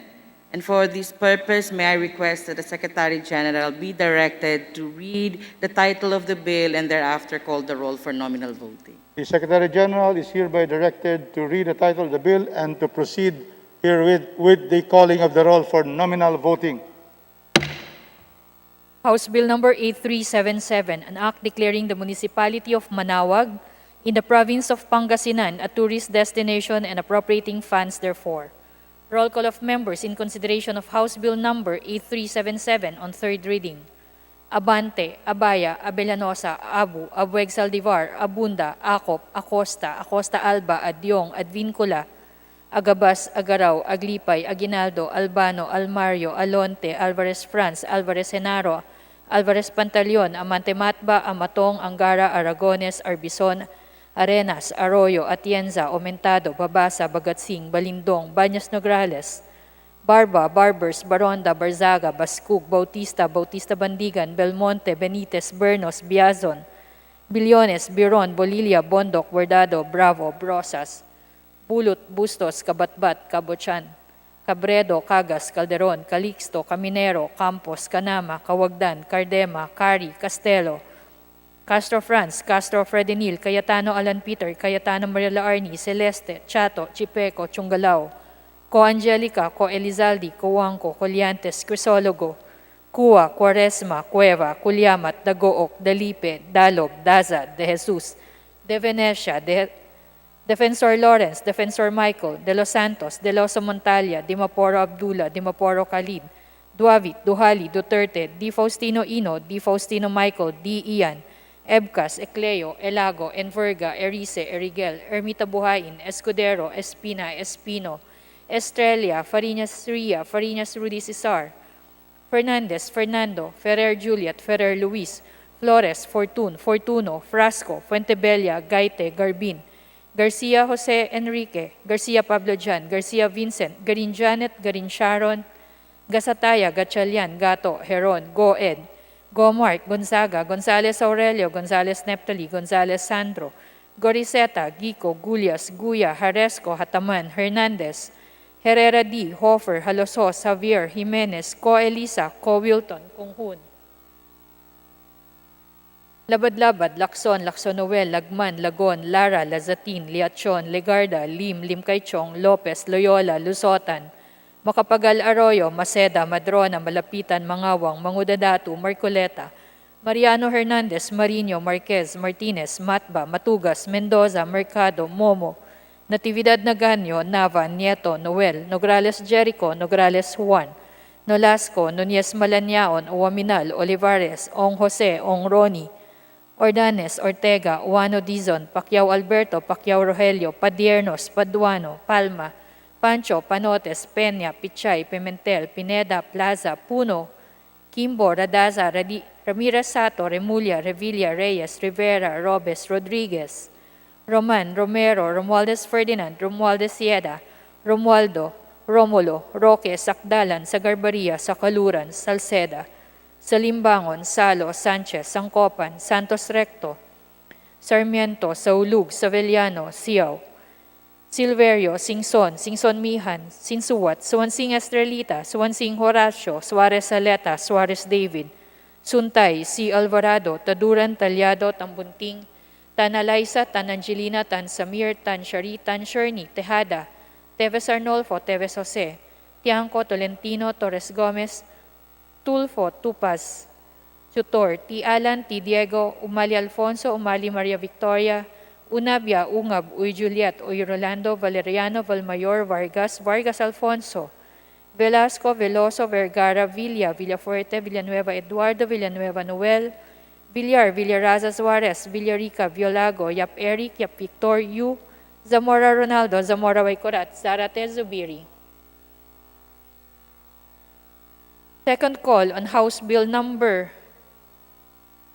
8377 on third reading.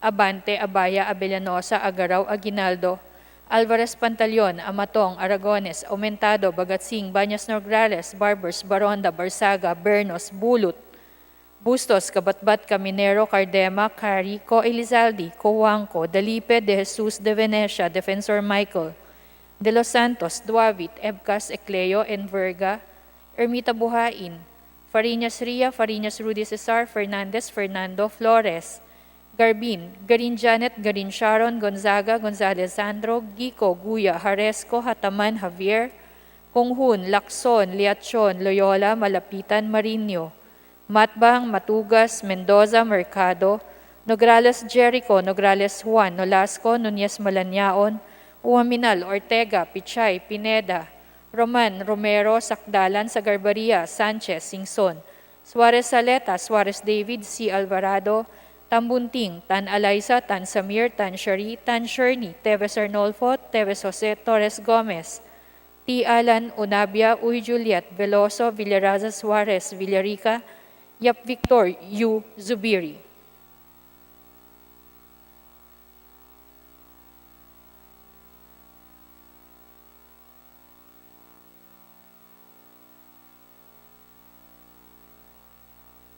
With 207 members voting in the affirmative, 0 in the negative, and 0 abstentions, House Bill number 8377 is hereby approved on third and final reading.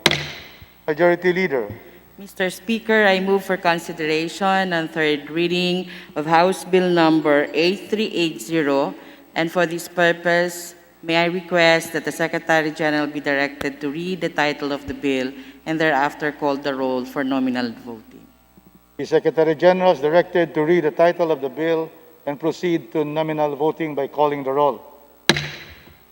House Bill number 8380, an act expanding the coverage of foundation days and feast days as a special non-working public holidays in the province of Davao Oriental to include cities, municipalities, and barangays therein, amending for the purpose Republic Act number 8256. Roll call of members in consideration on third reading of House Bill number 8380. Abante, Abaya, Abillanosa, Abu, Abueg, Saldivar, Abunda, Acop, Acosta, Acosta Alba, Adyong, Advincula, Agabas, Agaraw, Aglipay, Aguinaldo, Albano, Almario, Alonte, Alvarez France, Alvarez Genaro, Alvarez Pantaleon, Amante Matba, Amatong, Angara, Aragones, Arbison, Arenas, Arroyo, Atienza, Aumentado, Babasa, Bagatsing, Balindong, Banyas, Nograles, Barba, Barbers, Baronda, Barsaga, Bascog, Bautista, Bautista Bandigan, Belmonte, Benitez, Bernos, Biason, Billones, Viron, Bolilla, Bondok, Bordado, Bravo, Brosas, Bulot, Bustos, Kabatbat, Kabutsan, Cabredo, Cagas, Calderon, Calixto, Caminero, Campos, Canama, Kawagdan, Cardema, Cari, Castelo, Castro France, Castro Fredinil, Cayetano, Alan Peter, Compañero, Cayetano, Maria Laarni, Celeste, Chato, Chipeco, Chungalao, Co Angelica, Co Elizalde, Coanco, Coliantes, Crisólogo, Cuwa, Quaresma, Cueva, Gulyamat, Dagok, Dalipe, Dalog, Dasad, De Jesus, De Venecia, Defensor Lawrence, Defensor Michael, De Los Santos, De Loso, Montalia, Dimapuro Abdullah, Dimapuro Khalid, Duabit, Duhali, Duterte, D. Faustino Ino, D. Faustino Michael, D. Ayan, Ebcas, Icleo, Ilago, Enverga, Erice, Erigiel, Ermita Buhain, Escudero, Espino, Estrella, Fariñas Ria, Fariñas Rudy Cesar, Fernandez, Fernando, Ferrer Juliet, Ferrer Luis, Flores, Fortuno, Frasco, Fuentebella, Gaite, Garbin, Garcia Jose Enrique, Garcia Pablo Jan, Garcia Vincent, Garin Janet, Garin Sharon, Gasataya, Gatchalian, Gato, Heron, Go Ed, Go Mark, Gonzaga, Gonzales Aurelio, Gonzales Neptali, Gonzales Sandro, Goroseta, Guico, Gulias, Guya, Jaresco, Hataman, Hernandez, Herrera D. Hofer, Haloshos, Javier Jimenez, Ko Elisa, Ko Wilton, Konghun, Labad-Labad, Lacson, Noel, Lagman, Lagon, Lara, Lasatin, Liachon, Ligarda, Lim Kaichong, Lopez, Loyola, Losotan, Macapagal Arroyo, Maceda, Madrona, Malapitan, Mangawag, Mangudadato, Marcoleta, Mariano Hernandez, Marino, Marquez, Martinez, Matba, Matugas, Mendoza, Mercado, Momo, Natividad Nangango, Naba, Nieto, Noel, Nograles Jericho, Nograles Juan, Nolasco Nunez Malañaon, Oaminal, Olivares, Ong Jose, Ong Ronnie, Ordanes, Ortega, Oanio Dizon, Pacquiao Alberto, Pacquiao Rogelio, Padiernos, Paduano, Palma, Pancho Panotes, Peña, Pichay, Pimentel Pineda, Plaza Puno, Kimbo, Radasa, Ramirez Sato, Rimulya, Ribilla, Reyes, Rivera, Robes, Rodriguez, Roman, Romero, Romaldes Ferdinand, Romaldes Sieda, Romaldo, Romulo, Roque, Sakdalan, Sagabaria, Sakaluran, Salceda, Salimbangon, Salo, Sanchez, Sangcopan, Santos Recto, Sarmiento, Saulug, Savillano, Xiao, Silverio, Singson Mehan, Sinsuat, Swansing Estrelita, Swansing Horacio, Suarez Aleta, Suarez David, Suntay, Si Alvarado, Taduran, Talyado, Tambunting, Tan Alaisa, Tan Angelica, Tan Samir, Tan Shari, Tan Shirni, Tejada, Tebes Arnulfo, Tebes Jose, Tiangco, Tolentino, Torres Gomez, Tulfo, Tupas Tutor, T. Alan, T. Diego, Umali Afonso, Umali Maria Victoria, Unabia, Ungab, Uy Juliet, Uy Rolando, Valeriano, Valmayor, Vargas, Vargas Alfonso, Velasco, Veloso, Vergara, Villafuerte, Villanueva Eduardo, Villanueva Noel, Villarasa Suarez, Villarica, Violago, Yap Eric, Yap Victor, Yu, Zamora Ronaldo, Zamora Waikurat, Sarate Subiri. Second call in consideration on third reading of House Bill number 8380. Abante, Abaya, Abilianosa, Agarao, Aguinaldo, Alvarez Pantaleon, Amatong, Aumentado, Bagatsing, Banyas Nograles, Barbers, Baronda, Barsaga, Bernos, Bulot, Bustos, Caminero, Cardema, Cari, Co Elizalde, Coanco, Dalipe, De Jesus, De Venecia, Defensor Michael de los Santos, Duabit, Ebcas Icleo, Enverga, Ermita, Buhain, Fariñas Ria, Fariñas Rudy Cesar, Fernandez, Fernando, Flores, Garin Janet, Garin Sharon, Gonzaga, Gonzales Sandro, Guico, Guya, Haresco Hataman, Javier Kunghun, Lacson, Liachon, Loyola, Malapitan, Mariño, Matba, Matugas, Mendoza, Mercado, Nograles Jericho, Nograles Juan, Nolasco, Nunez Malañao, Waminal, Ortega, Pichay, Pineda, Roman Romero, Sakdalan, Sagabaria, Sanchez, Singson, Suarez Aleta, Suarez David, Si Alvarado, Tambunting, Tan Alaisa, Tan Shamir, Tan Sheri, Tan Sherni, Tebes Arnulfo, Tebes Jose, Torres Gomez, T. Alan, Unabia, Uy Juliet Veloso, Villarasa Suarez, Villarica, Yap Victor, Yu, and Subiri.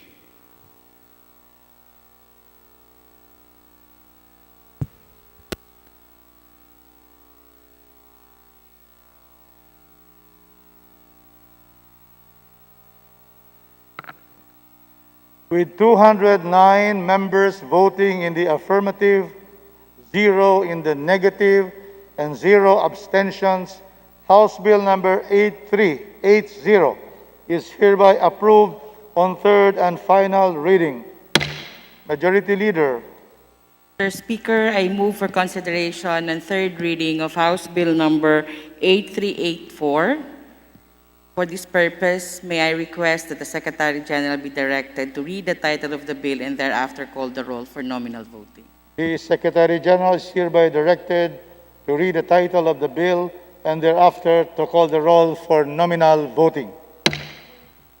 House Bill number 8384, an act establishing the Bohol 1st Congressional District Library in the Municipality of Balilihan, Province of Bohol, and appropriating funds therefore. Roll call of members in consideration of House Bill number 8384. Abante, Abaya, Abellanosa, Abu, Abueg Saldivar, Abunda, Acop, Acosta, Acosta Alba, Adyong, Advincula, Agabas, Agarao, Aglipay, Aguinaldo, Albano, Almario, Alonte, Alvarez Franz, Alvarez Genaro, Alvarez Pantaleon, Amante Matba, Amatong, Angara, Aragones, Arbizon, Arenas, Arroyo, Atienza, Aumentado, Babasa, Bagatsing, Balindong, Banyas Nograles, Barba, Barbers, Baronda, Barzaga, Bascug, Bautista, Bautista Bandigan, Belmonte, Benitez, Bernos, Biazon, Billones, Biron, Bolilia, Bondok, Bordado, Bravo, Brosas, Bulot, Bustos, Kabatbat, Kabochan, Cabredo, Cagas, Calderon, Calixto, Caminero, Campos, Canama, Cawagdan, Cardema, Cari, Castelo, Castro Franz, Castro Fredinil, Cayetano Alan Peter, Cayetano Maria Laarni, Celeste, Chato, Chipeco, Chungalao, Co Angelica, Co Elizaldi, Coangco, Colliantes, Crisologo, Cua, Quaresma, Cueva, Culyamat, Dagook, Dalipe, Dalog, Daza, De Jesus, De Venecia, Defensor Lawrence, Defensor Michael, De Los Santos, De Loso Montalia, Dimaporo Abdullah, Dimaporo Khalid, Duavit, Duhali, Duterte, Di Faustino Ino, Di Faustino Michael, Di Ian, Ebcas, Ecleo, Elago, Enverga, Erice, Erigel, Ermita Buhain, Escudero, Espina, Espino, Estrella, Fariñas Ria, Fariñas Rudy Cesar, Fernandez, Fernando, Ferrer Juliet, Ferrer Luis, Flores, Fortun, Fortuno, Frasco, Fuentebella, Gaite, Garbin, Garcia Jose Enrique, Garcia Pablo Jan, Garcia Vincent, Garcia Janet, Garin Janet, Garin Sharon, Gasataya, Gatchalian, Gato, Heron, Goed, Go Mark, Gonzaga, Gonzales Aurelio, Gonzales Neptali, Gonzales Sandro, Gorizeta, Gico, Gulyas, Guya, Haresco, Hataman, Hernandez, Herrera D, Hofer, Halosos, Javier, Jimenez, Co Elisa, Co Wilton, Kunghun, Labad-Labad, Lacson, Lacson Noel, Lagman, Lagon, Lara, Lazatin, Liachon, Legarda, Lim, Lim Kaichong, Loyola, Lopez, Lusotan, Makapagal Arroyo, Maceda, Madrona, Malapitan, Mangawang, Mangudadatu, Marcoleta, Mariano Hernandez, Marino, Marquez, Martinez, Matba, Matugas, Mendoza, Mercado, Momo, Natividad Naganyo, Nava, Nieto, Noel, Nograles Jericho, Nograles Juan, Nolasco, Nunez Malaniaon, Uaminal, Olivares, Ong Jose, Ong Roni, Ordanes, Ortega, Uwano Dizon, Pacquiao Alberto, Pacquiao Rogelio, Padiernos, Paduano, Palma, Pancho, Panotes, Peña, Pichay, Pimentel, Pineda, Plaza, Puno, Kimbo, Radaza, Ramirez Sato, Remulla, Revilla, Reyes, Rivera, Robes, Rodriguez, Roman, Romero, Romualdez Ferdinand, Romualdez Sieda, Romualdo, Romulo, Roque, Sakdalan, Sagarbaria, Sakaluran, Salceda, Salimbangon, Salo, Sanchez, Sangcopan, Santos Recto, Sarmiento, Saulug, Saveliano, Xiao, Silverio, Singson, Singson Mihan, Sinsuat, Swansing at Serlita, Swansing Horacio, Suarez Saleta, Suarez David, Suntay, Si Alvarado, Taduran, Talyado, Tambunting, Tan Alaysa, Tan Angelina, Tan Samir, Tan Shari, Tan Sherny Tejada, Teves Arnolfo, Teves Jose, Tiangco, Tolentino, Torres Gomez, Tulfo, Tupas, Chutor, T. Alan, T. Diego, Umali Alfonso, Umali Maria Victoria, Unabia, Ungab, Uy Juliet, Uy Rolando, Valeriano, Valmayor, Vargas, Vargas Alfonso, Velasco, Veloso, Vergara, Villa, Villafuerte, Villanueva Eduardo, Villanueva Noel, Villar, Villaraza Suarez, Villarica, Violago, Yap Eric, Yap Victor, Yu, Zamora Ronaldo, Zamora Waikorat, Zarate, Zubiri. Second call in consideration of House Bill Number 8384 on third reading. Abante, Abaya, Abellanosa, Agaraw, Aguinaldo, Alvarez Pantaleon, Amatong, Aumentado, Bagatsing, Banyas Nograles, Barbers, Baronda, Barzaga, Bernos, Bulut, Bustos, Caminero, Cardema, Cari, Co Elizaldi, Cojuangco, Dalipe, De Jesus, De Venecia, Defensor Michael, De Los Santos, Duavit, Ebcas, Ecleo, Enverga, Ermita Buhain, Fariñas Ria, Fariñas Rudy Cesar, Fernandez, Fernando Flores, Garin Janet, Garin Sharon, Gonzaga, Gonzales Sandro, Gico, Guya, Haresco, Hataman, Javier, Conghun, Lacson, Liachon, Loyola, Malapitan, Marino, Matba, Matugas, Mendoza, Mercado, Nograles Jericho, Nograles Juan, Nolasco, Nunez Malaniaon, Uaminal, Ortega, Pichay, Pineda, Roman, Romero, Sakdalan, Sagarvaria, Sanchez, Singson, Suarez Aleta, Suarez David, C. Alvarado, Tambunting, Tan Alaysa, Tan Samir, Tan Shari, Tan Sherny, Teves Arnolfo, Teves Jose, Torres Gomez, T. Alan, Unabia, Uy Juliet, Veloso, Villaraza Suarez, Villarica, Yap Victor, Yu, Zubiri.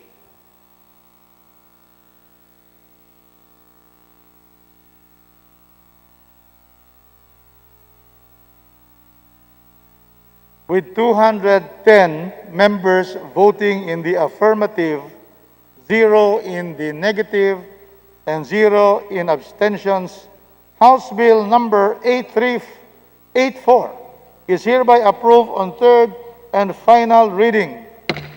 Majority Leader.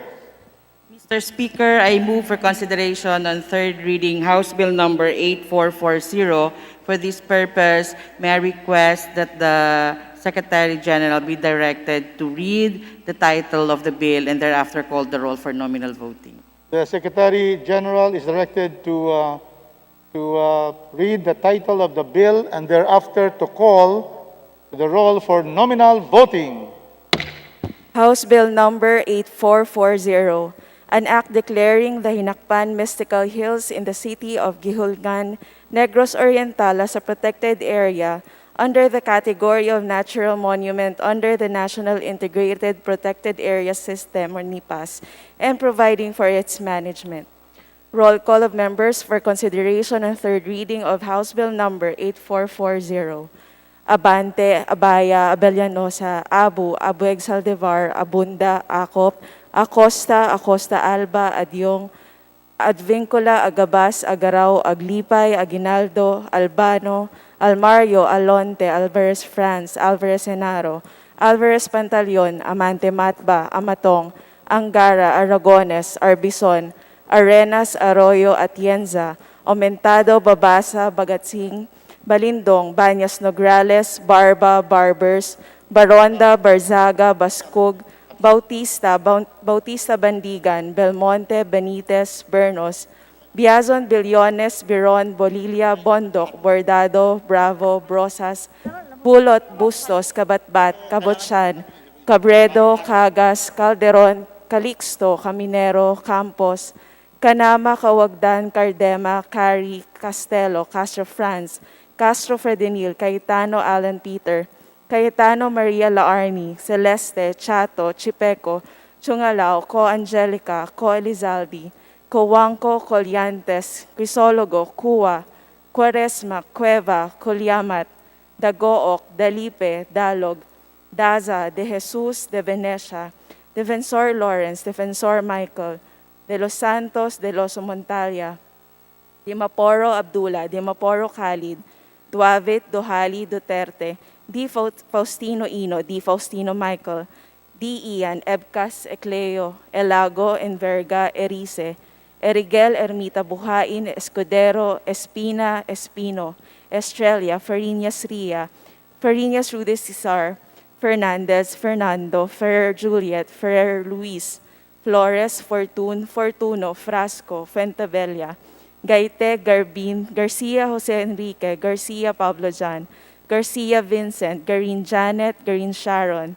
Gasataya, Gatchalian, Gato, Heron, Go Ed, Go Mark, Gonzaga, Gonzales Aurelio, Gonzales Neptali, Gonzales Sandro, Goriseta, Gico, Gulyas, Guya, Haresco, Hataman, Hernandez, Herrera D, Hofer, Halosos, Javier, Jimenez, Co Elisa, Co Wilton, Konghun, Labad-Labad, Lacson Noel, Lagman, Lagon, Lara, Lazatin, Liachon, Legarda, Lim Kaichong, Lopez, Loyola, Lusotan, Macapagal Arroyo, Maceda, Madrona, Malapitan, Mangawang, Mangudadatu, Marcoleta, Mariano Hernandez, Marino, Marquez, Martinez, Matba, Matugas, Mendoza, Mercado, Momo, Natividad Naganyo, Nava, Nieto, Noel, Nograles Jericho, Nograles Juan, Nolasco, Nunez Malaniaon, Omenal, Olivares, Ong Jose, Ong Ronnie, Ordanes, Ortega, Owana Dizon, Pacquiao Alberto, Pacquiao Rogelio, Padiernos, Paduano, Palma, Pancho, Panotes, Peña, Pichay, Pimentel, Pineda, Plaza, Puno, Kimbo, Radaza, Ramirez Sato, Remulla, Revilla, Reyes, Rivera, Robes, Rodriguez, Roman, Romero, Romualdez Ferdinand, Romualdez Yeda, Romualdo, Romulo, Roque, Sakdalan, Sagarbaria, Sakaluran, Salceda, Salimbangon, Salo, Sanchez, Sangcopan, Santos Recto, Sarmiento, Saulog, Savellano, Siao, Silverio, Singson, Singson Mihan, Sinsuat, Swansing Estrelita, Swansing Horacio, Suarez Aleta, Suarez David,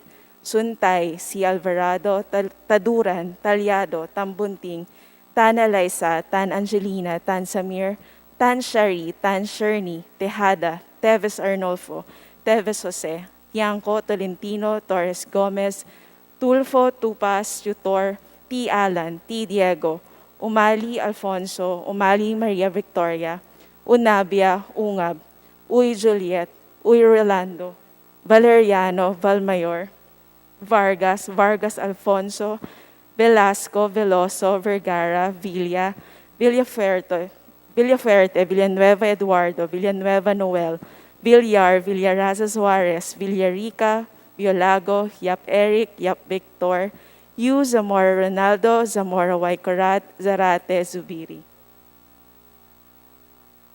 Second call for consideration on third reading of House Bill Number 8440. Abante, Abaya, Abellanosa, Agaraw, Aguinaldo, Alvarez Pantaleon, Amatong, Aumentado, Bagatsing, Banyas Nograles, Barbers, Baronda, Barzaga, Bernos, Bulot, Bustos, Caminero, Cardema, Cari, Co Elizaldi, Coanco, Dalipe, De Jesus, De Venecia, Defensor Michael, De Los Santos, Duavit, Ecleo, Enverga, Ermita Buhain, Farinas Ria, Farinas Rudy Cesar, Fernandez, Fernando Flores, Garin Janet, Garin Sharon, Gonzaga, Gonzales Sandro, Gico, Guya, Haresco, Hataman, Javier, Conghun, Lacson, Liachon, Loyola, Malapitan, Marino, Matba, Matugas, Mendoza, Mercado, Nograles Jericho, Nograles Juan, Nolasco, Nunez Malanaon, Omenal, Ortega, Pichay, Pineda, Roman, Romero, Sakdalan, Sagarbaria, Sanchez, Singson, Suarez Aleta, Suarez David, C. Alvarado, Tambunting, Tan Eliza, Tan Samir, Tan Sherry, Tan Sherny, Teves Arnolfo, Teves Jose, Torres Gomez, T. Alan, Unabia, Uy Juliet, Veloso, Villaraza Suarez, Villarica, Yap Victor, Yu Zubiri.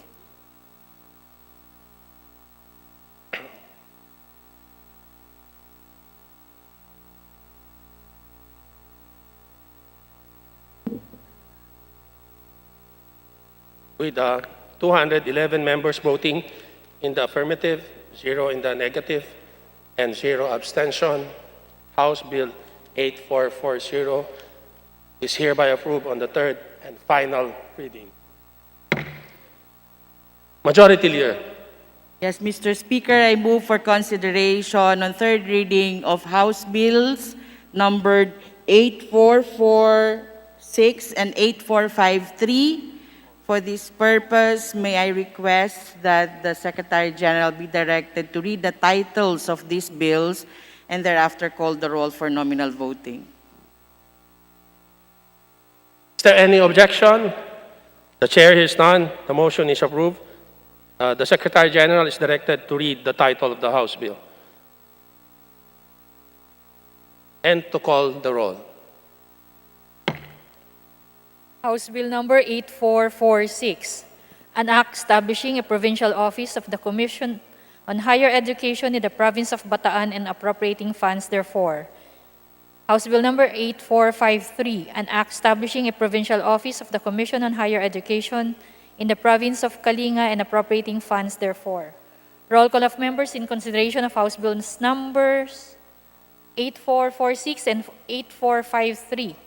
Abante, Abaya, Abellanosa, Abu, Abeg, Saldivar, Abunda, Acop, Acosta, Acosta Alba, Adyong, Advincula, Agabas, Agaraw, Aglipay, Aguinaldo, Albano, Almario, Alonte, Alvarez France, Alvarez Genaro, Alvarez Pantaleon, Amante Matba, Amatong, Angara, Aragones, Arbison, Arenas, Arroyo, Atienza, Aumentado, Babasa, Bagatsing, Balindong, Banyas Nograles, Barba, Barbers, Baronda, Barsaga, Baskug, Bautista, Bautista Bandigan, Belmonte, Benitez, Bernos, Biazon, Billones, Beron, Bolilia, Bondok, Bordado, Bravo, Brosas, Bulot, Bustos, Kabatbat, Cabuchan, Cabredo, Cagas, Calderon, Calixto, Caminero, Campos, Canama, Cawagdan, Cardema, Cari, Castelo, Castro Franz, Castro Fredinil, Cayetano Alan Peter, Cayetano Mariela Arni, Celeste, Chato, Chipeco, Chungalao, Co Angelica, Co Elizaldi, Co Juanco, Coliantes, Crisologo, Cua, Quaresma, Cueva, Coliamat, Dagook, Dalipe, Dalog, Daza, De Jesus, De Venecia, Defensor Lawrence, Defensor Michael, De Los Santos,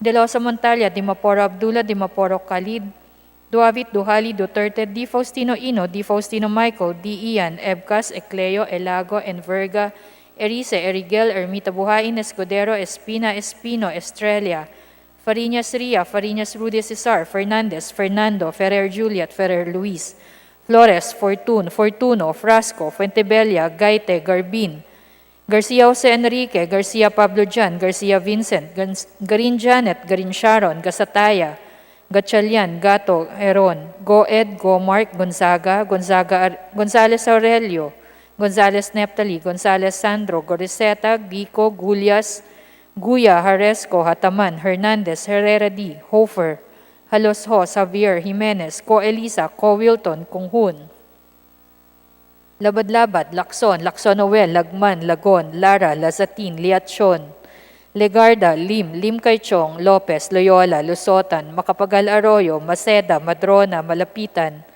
Mangawang, Mangudadatu, Marcoleta, Mariano Hernandez, Marino, Marquez, Martinez, Matba, Matugas, Mendoza, Mercado, Momo, Natividad Naganyo, Nava, Nieto, Noel, Nograles, Jericho, Nograles, Juan, Nolasco, Nunez Malaniao, Waminal, Olivares, Ong Jose, Ong Ronnie, Ordanes, Ortega, Uano Dizon, Pacquiao Alberto, Pacquiao Rogelio, Padiernos, Paduano, Palma, Pancho, Panotes, Peña, Pichay, Pimentel, Pineda, Plaza, Puno, Kimbo, Radaza, Ramirez Sato, Remulla, Revilla, Reyes, Rivera, Robes, Rodriguez, Roman, Romero, Romualdez Ferdinand, Romualdez Sieda, Romualdo, Romulo, Roque, Sakdalan, Sagarbaria, Sakaluran, Salceda, Salimbangon, Salo, Sanchez, Angcopan, Santos Recto, Sarmiento, Saulug, Savellano, Xiao, Silverio, Singson, Singson Mihan, Sinsuwat, Swansing Estrelita, Swansing Horacio, Suarez Aleta, Suarez David, Suntay,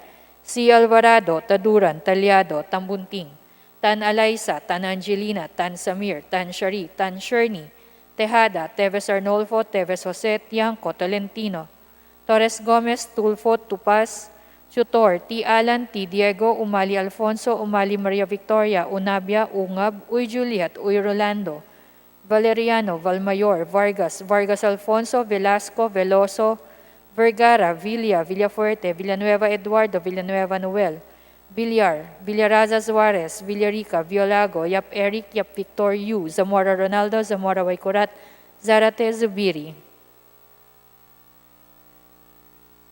Second call, in consideration on third reading of House Bill numbers 8446 and 8453. Abante, Abaya, Abellanosa, Agaraw, Aguinaldo, Alvarez Pantaleon, Amatong, Aumentado, Bagatsing, Bañas Nograles, Barbers, Baronda, Barzaga, Bernos, Bulot, Bustos, Caminero, Cardema, Cari, Co Elizaldi, Coanco, Dalipe, De Jesus, De Venecia, Defensor Michael, De Los Santos, Duavit, Ecleo, Enverga, Ermita Buhain, Fariñas Ria, Fariñas Rudy Cesar, Fernandez, Fernando, Flores, Garin Janet, Garin Sharon, Gonzaga, Gonzales Sandro, Gico, Haresco, Hataman, Javier, Conghun, Lacson, Liatson, Loyola, Malapitan, Marino, Matba, Matugas, Mendoza, Mercado, Nograles Jericho, Nograles Juan, Nolasco, Nunez Malaniaon, Uwaminal, Ortega, Pichay, Pinimeda, Roman, Romero, Sakdalan, Sagarbaria, Sanchez, Singson, Suarez Aleta, Suarez David, C. Alvarado, Tambunting, Tan Alaysa, Tan Samir, Tan Shari, Tan Sherni, Teves Arnolfo, Teves Jose, Torres Gomez, T. Alan, Unabia, Uy Juliet, Veloso, Villaraza, Suarez, Villarica, Yap Victor, Yu, Zubiri.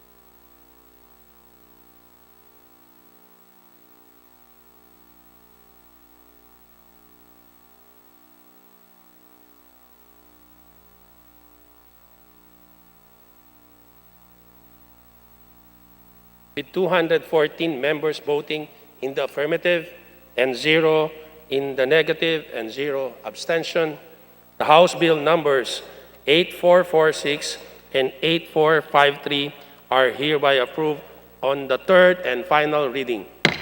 Majority Leader. Mr. Speaker, I move that all the bills approved on third reading today be immediately transmitted to the Senate. So move, Mr. Speaker. Is there any objection? Hearing none, the motion is approved. Mr. Speaker, under the calendar of unfinished business, I move that we resume consideration of Committee Report Number 524 on House Bill Number 7749. And may we direct the Secretary General to read the title of the said measure. So move, Mr. Speaker. The Secretary General is directed to read the title of the measure. House Bill Number 7749, an act providing for government financial institutions unified initiatives to distressed enterprises for economic recovery guide. Majority Leader. Mr. Speaker, in view of the fact that there is a substitute bill that will be introduced, I move that we consider the opening of the period of individual amendments. Is there any objection? The chair hears none. The motion is approved. Majority Leader. I move that we recognize Honorable Chunikua to sponsor the measure. The Honorable Juni Kua is recognized to sponsor House Bill Number 7749.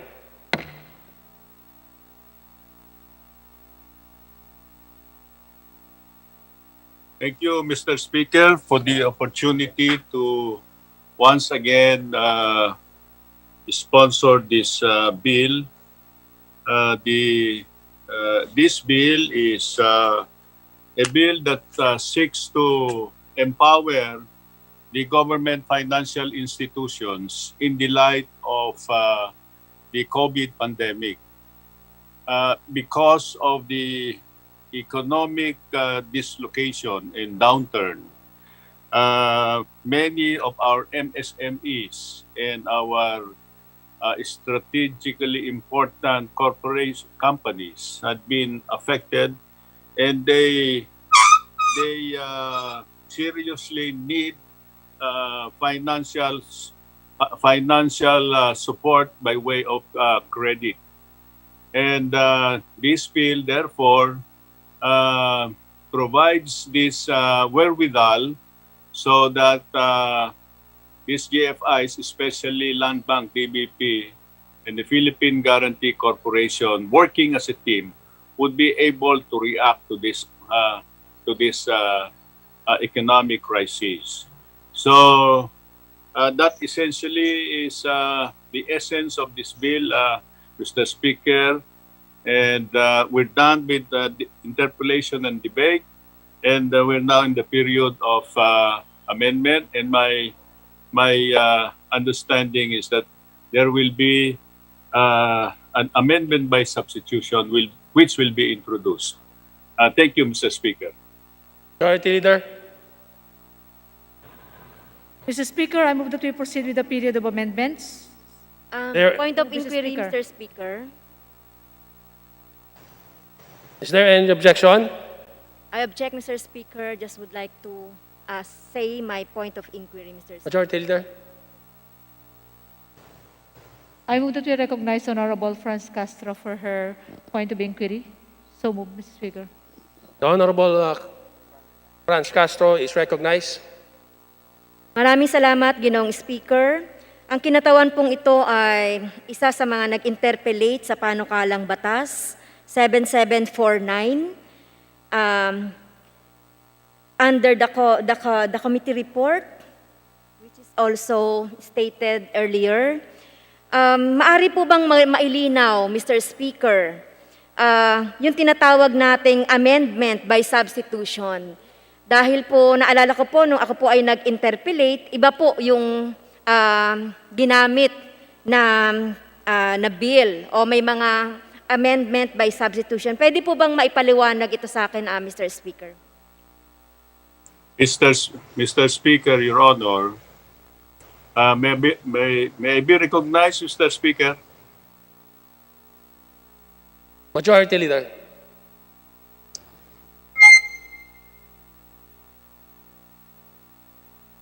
Speaker, I move that we recognize Honorable Chunikua for... Honorable Juni Kua is recognized. Yeah, Mr. Speaker, just to be able to clarify things, during the interpellation, we were debating on the original committee report. And the original committee report actually had been approved many months ago. And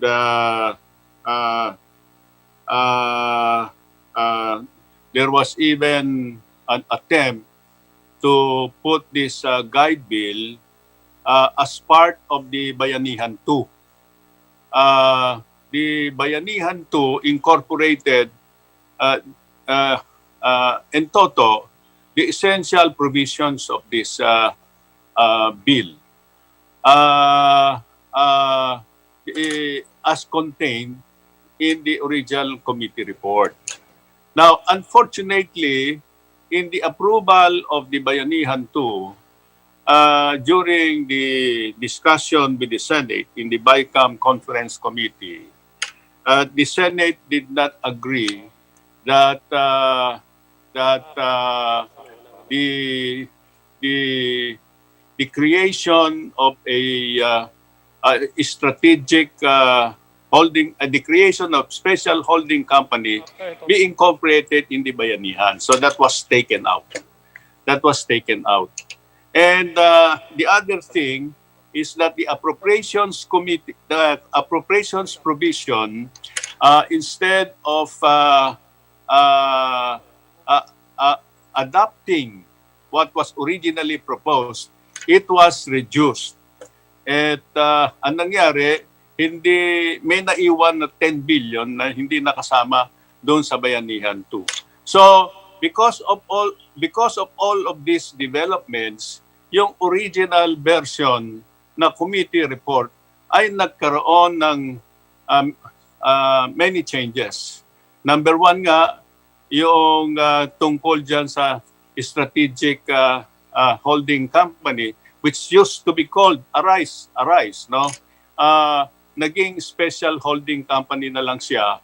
At yung power niya to create or establish a subsidiary ay naalis. At yung appropriation provision, imbes na 55 billion during in the original committee, naging 10 billion na lang siya. So we thought that with all these changes, these basic changes that affected many sections of the bill, it would be best to introduce a substitute bill instead of correcting all of that. Mr. Speaker, that's how it happened. I hope that clarifies the concerns and the confusion created by that development sa ating kagalang-galang na kinatawan. Maraming salamat, Mr. Speaker, Ginoong Sponsor. So, ang bill po ba na ito ay makatutulong doon sa ating mga MSMEs? So, yan po yung huli kong katanungan. Definitely po, makakatulong yan sapagkat maliwanag po dyan sa proposed bill na yan ang mandato sa Land Bank at DBP na palawakin ang kanilang loan program at palawakin ang kanilang rediscounting program para po sa mga MSMEs. At kasama na rin po dyan ang pagtulong by way of rediscounting window para sa small business corporation at yung unit ng Department of Agriculture called ACPC or Agriculture Credit Policy Council na tumutugon din sa mga pangangailangan ng MSMEs ay naisama po natin dyan para sila ay ma-empower na mas magkaroon ng kapital para maipautang. Okay, so Mr. Speaker, lilinawin ko lang po, no? Ito ay pautang sa ating mga MSMEs at hindi ito ayuda. Tama po ba, Ginoong Sponsor? Tama po yan, hindi po siya grant, siya po ay pautang but in a more liberal, more concessional rate. Alam po natin ang kahirapan ng negosyo ngayon, kaya sila po ay mandated to put up this program to help the small businesses. Maraming salamat, Mr. Speaker. Maraming salamat, Ginoong Sponsor, sa pagsagot dun sa aking mga gustong malinawan. Thank you po. Thank you very much. Thank you po. Honorable Castro. Majority Leader. Mr. Speaker, I move that Mr. Speaker, earlier we have distributed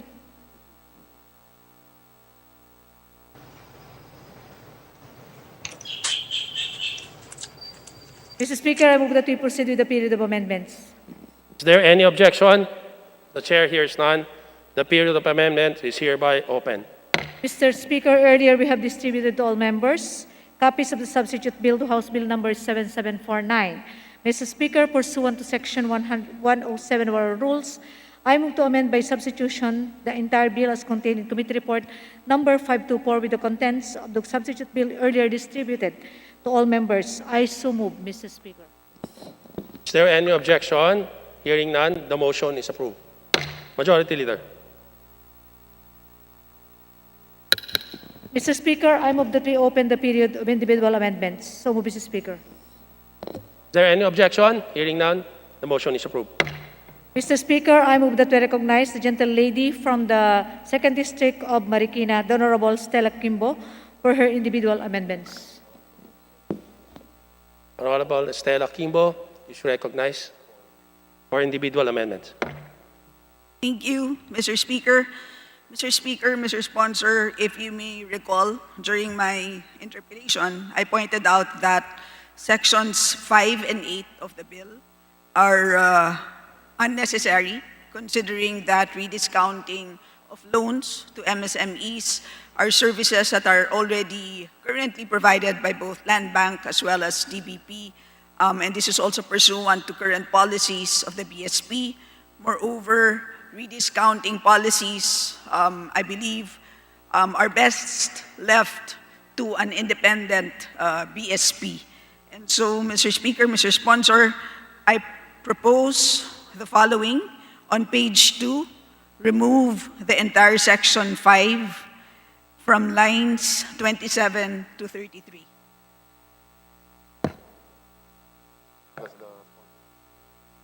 What was the sponsoring committee says? Honorable Kua. Mr. Speaker, thank you so much. In response to the proposed amendment of the gentle lady, I would like to respectfully I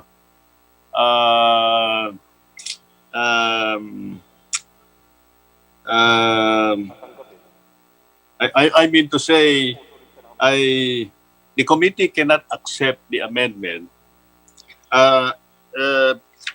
on the proposal to delete these two sections, section 5 and 8. While it is true that rediscounting facility is already a facility being given by the Land Bank and DBP, the present program allows them only to rediscount papers of banks.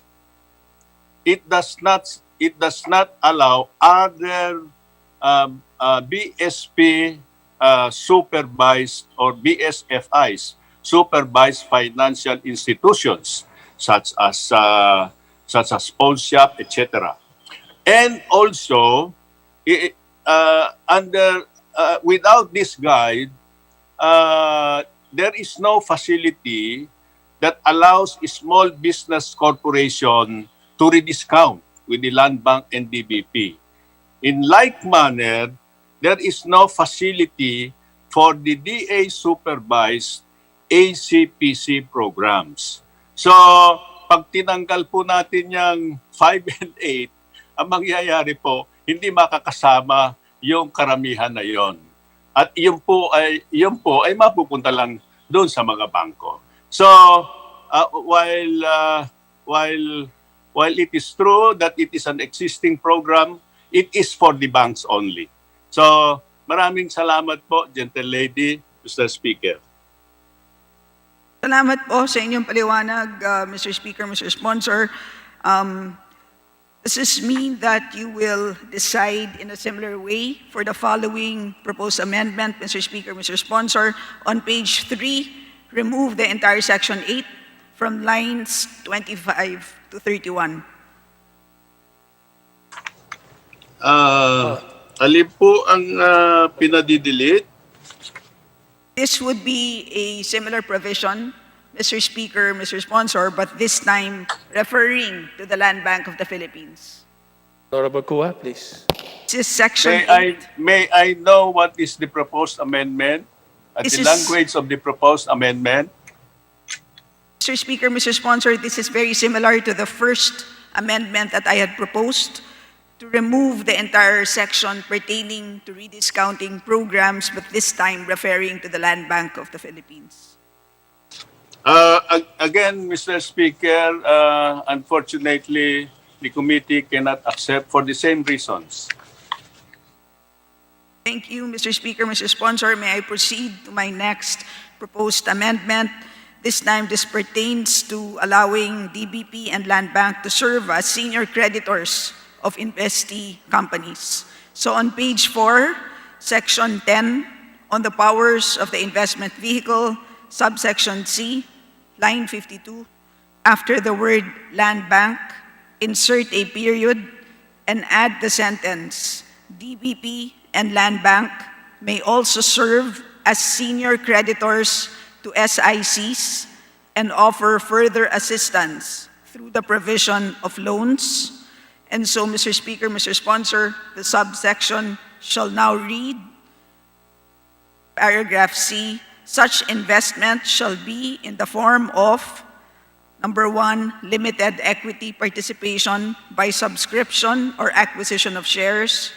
Number 2, execution of convertible loans or purchase of convertible bonds. And or, number 3, investment in such other securities as may be issued by the investee corporations acceptable to the DBP and Land Bank. DBP and Land Bank may also serve as senior creditors to SICs and offer further assistance through the provision of loans. Well, Honorable Mr. Kua. Speaker, to respond to the gentle lady, first of all, I'd like to clarify that the assistance being extended to SIC is not directly coming from Land Bank and DBP. The assistance will be coming from the special holding holding companies. So that is the concept. It is not Land Bank or DBP that is providing loans by way of bonds, convertible at that, to the SICs. Now, if the idea is to allow Land Bank and DBP to directly lend to this SIC, as of now, even without guide, Land Bank and DBP can actually lend to SICs. Now, another point is with regards to the proposal of making Land Bank and DBP a senior creditor. Unfortunately, we believe that that would be very dangerous because of the fact that it would be unfair for the other creditors of the investee companies if suddenly Land Bank and DBP become senior creditor. That would be an impairment of contract, And I think there will be constitutionality issue insofar as that concept is concerned. So therefore, having explained that, Mr. Speaker, gentle lady, the committee cannot accept the amendment. Thank you, Mr. Speaker. Thank you, Your Honor. Speaker, Mr. Sponsor, just to clarify, if the proposed amendment reads the investment vehicle may also serve as senior creditors to SICs and offer further assistance through the provision of loans, Mr. Speaker, Mr. Sponsor, will you change your mind on this particular proposed amendment, Mr. Speaker? Honorable Kuwa. My concern about making the lender, in this case Land Bank and DBP or whoever it may be, becoming a senior creditor will be going against existing laws. There is a hierarchy of preferences, and these preferences cannot be disturbed. So, it would be, I think, very unfair if suddenly those who lend money to the investing companies at this time becomes a senior creditor. So that will be subject to legal challenge, unfortunately. So again, with much regret, I think it would be difficult to accept the amendment. Thank you for your further explanation, Mr. Speaker, Mr. Sponsor. I'd like to move on to my next set of proposed amendments. And for better appreciation of my next set of amendments and for ease in understanding, Mr. Speaker, I would like to read 6 proposed amendments sequentially, and I believe that would facilitate understanding of my proposed amendment. May I proceed in that manner, Mr. Speaker? Please proceed, Honorable Kimbo. So again, Mr. Speaker, this pertains to the provision on the PCC exemption. So on page 7, section 6, line 38, after the word "of," add section 17 "of." Number 2, in the same section, line 42, remove the phrase 3 years and replace it with the words 2 years. Number 3, in the same section, line 42, remove the word "its" and replace with the phrase "the date of." Number 4, in the same section, line 42, after the word "incorporation," add the following: "of the special holding company, provided that prior to the execution of the definitive agreement of a transaction that breaches the notification thresholds of the Philippine Competition Commission, PCC, the SHC shall submit to the PCC the agreement and supporting documents for assessment and evaluation of the competitive effects of the transaction. The PCC shall provide its recommendations within 15 days upon receipt of the agreement." Number 5, in the same section, line 43, after the word "provided," add the word "further." And number 6, on page 7, section 16, line 49, after the word "assets," add the following phrase: "provided that such disposal does not substantially lessen competition in the relevant market." So, Mr. Speaker, Mr. Sponsor, the section shall now read as follows. Section 16, other exemptions of the SHC. The SHC shall be exempt from the provisions of Republic Act 10149 or the GOCC Governance Act of 2011.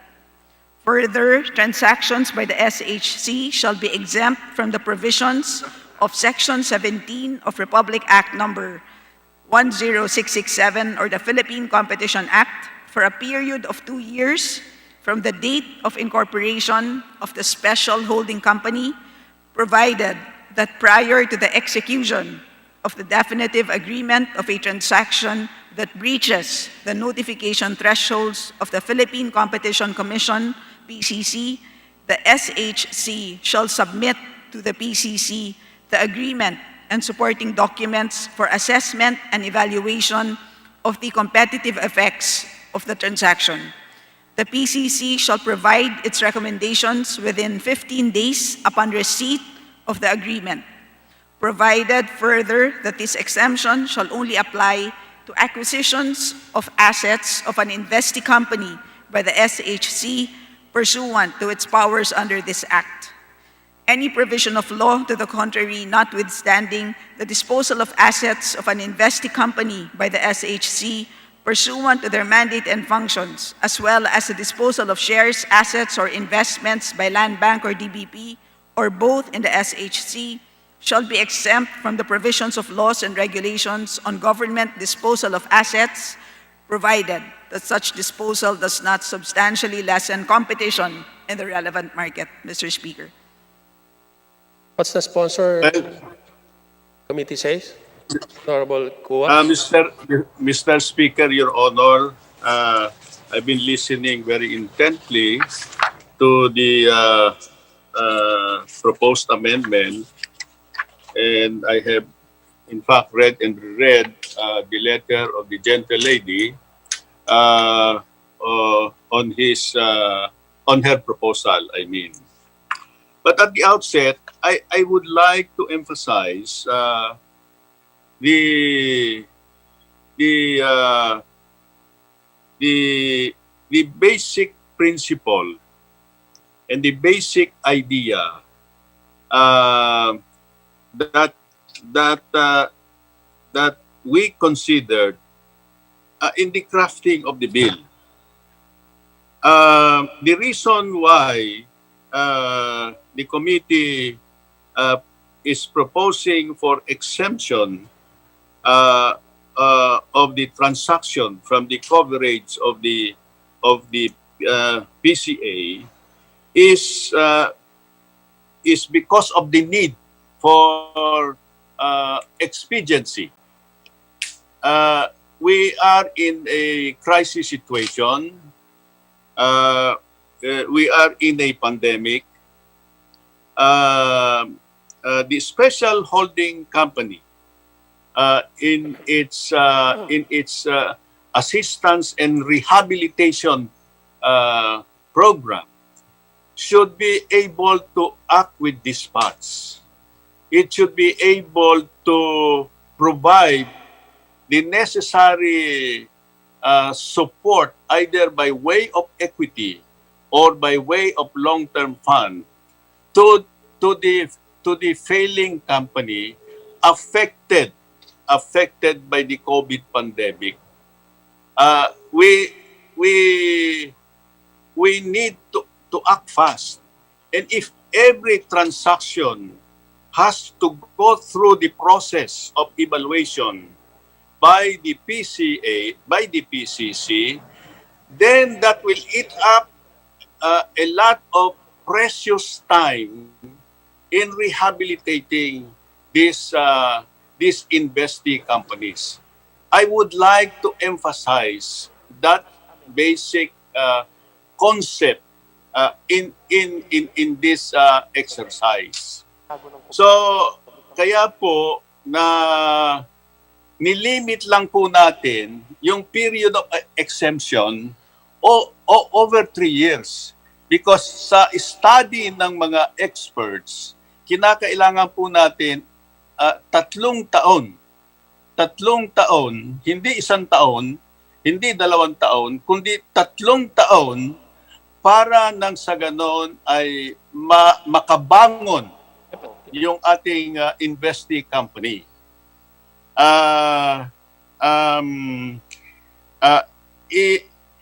If we are unable to, let's say, rehabilitate a player in a relevant market, mababawasan po ng player doon. Lalo pong magkakaproblema yung ating concern about competition.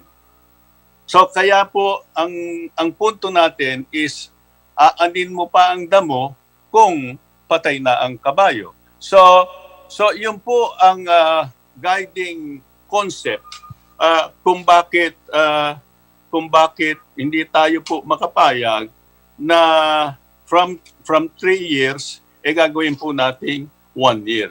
Yung 1 year po talagang kulang ang panahon nun. Now, yung proposal po na before a definitive agreement is signed, padaanin lahat ng transaksyon, dadaan sa PCC at within 15 days, kung hindi na-aksyonan, there will be a disputable assumption na it is not violative. Ang problema doon sa disputable, kahit na yan pinayagan mo, pero disputable pa eh. So pagka na-question at nagka-problema na ibigay na ng pera ng gobyerno yung pera, magkakaproblema na yung investment doon. At whether we like it or not, the effect of that is to prevent the rehabilitation. And when we prevent the rehabilitation, we will be allowing the failure of a competitor in any relevant market. Kaya po ang ating ang ating position po dito ay pagbigyan na po natin na ma-exempt for 3 years. After all, ang strategy po ng special holding company is not really to take control of any investee company. Because if we take over, if we acquire controlling interest, magiging GOCC po yung kumpanya na yon. Hindi po yun ang konsepto natin. Ang konsepto lang natin ay mabigyan ng reasonable assistance, mag-create ng confidence sa ibang lending institutions, mabigyan ng equity capital so that they can leverage in borrowing with this equity investment. So, with all those explanations, Mr. Speaker, Your Honor, it looks like it is difficult for us to accept the proposal, the amendment. Mr. Speaker, salamat po sa paliwanag ng ating ginoong sponsor. Just to clarify and for the record, dito po sa aking proposed amendment, wala pong banggit ng disputable presumption. And number 2 po, Mr. Speaker, it is quite unfortunate that perhaps the sponsor does not recognize that we are actually on the same page pagdating po sa urgency or expediency. And that's precisely the reason for why I propose that the PCC comes in prior to the execution of the definitive agreement and that there is a 15-day deadline po. But having said that, I will no longer ask for a reconsideration of the decision of the sponsor, Mr. Speaker, but rather I would just like to request the sponsor that just in case po magkaroon ng isang bicameral conference, sana po ay mapag-isipan niya po ulit ang aking proposed amendment. And with that po, I'd like to move on to my next proposed amendment. This one has to do with financial inclusion for MSMEs. Sususugan ko na po, Mr. Speaker, ang binanggit po kanina ng aking kasama si Rep. Franz Castro tungkol po sa MSMEs. So on page 8, after section 18, insert a new section that reads, Section XX, Financial Inclusion for MSMEs, to ensure that MSMEs are able to avail of programs provided in this Act, the Commissioner of the Bureau of Internal Revenue shall waive registration and other related fees of MSMEs for a period of 2 years, and if necessary, provide accommodation for the registration process and compliance of MSMEs. The Secretary of Trade and Industry shall issue the necessary rules and regulations to provide special accommodation for the registration and compliance with regulatory requirements of MSMEs. LGUs shall be encouraged by the Department of Interior and Local Government and the Department of Finance, Bureau of Local Government Finance to waive similar local registration and processing fees. Further, all LGUs shall provide credit mediation and restructuring services for MSMEs in their respective jurisdictions and assist MSMEs in availing of credit and obtaining favorable credit and loan terms from banks and lending institutions. The credit advisors and mediators shall, number one, ensure that an MSME is given sound financial advice on, among others, the availability of programs, the proposed borrowing, the risks involved, and the financial position and operation of the relevant MSME. Number two, assist in evaluation of the financing. Number three, oversee any negotiation process. And number four, ensure that an MSME is given access to a fair and transparent borrowing and appeals process. What's the sponsoring committee says, Honorable Kua? On the Mr. amendment? Speaker, Your Honor, let me first say that the idea presented to us by the gentle lady from Marikina is one that is truly laudable. I could not agree more with her proposal. And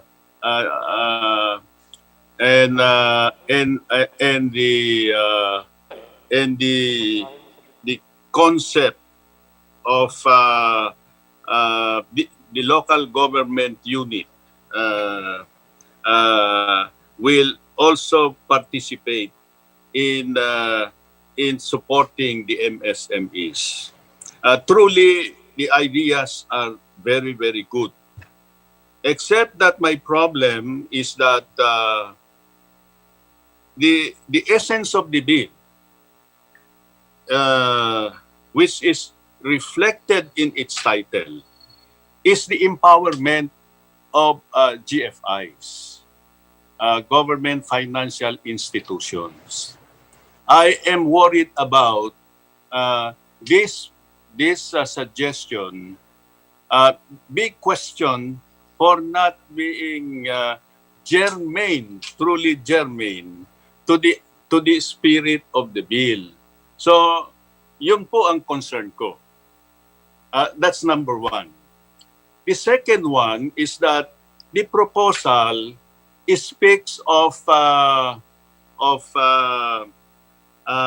exemptions from registration fees, from the BIR, being collected by BIR and also being collected by the local government units. Now, proposals like this usually go through a process. Just like the process that the tax perks or incentives and free privileges in this guide bill had gone through the process.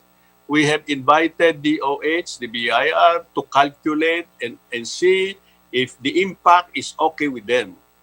And having said that, the bill also went through the Committee on Ways and Means, which is the appropriate process that a bill like this passes through. Now, my concern is that not only first on the issue of it may be considered as rider, the second one is hindi dumaan sa Ways and Means Committee, hindi na pag-aralan yung implication sa BIR, at hindi rin natin nakonsulta ang local government units. So, yun po ang mga punto na may make it difficult for the committee to accept because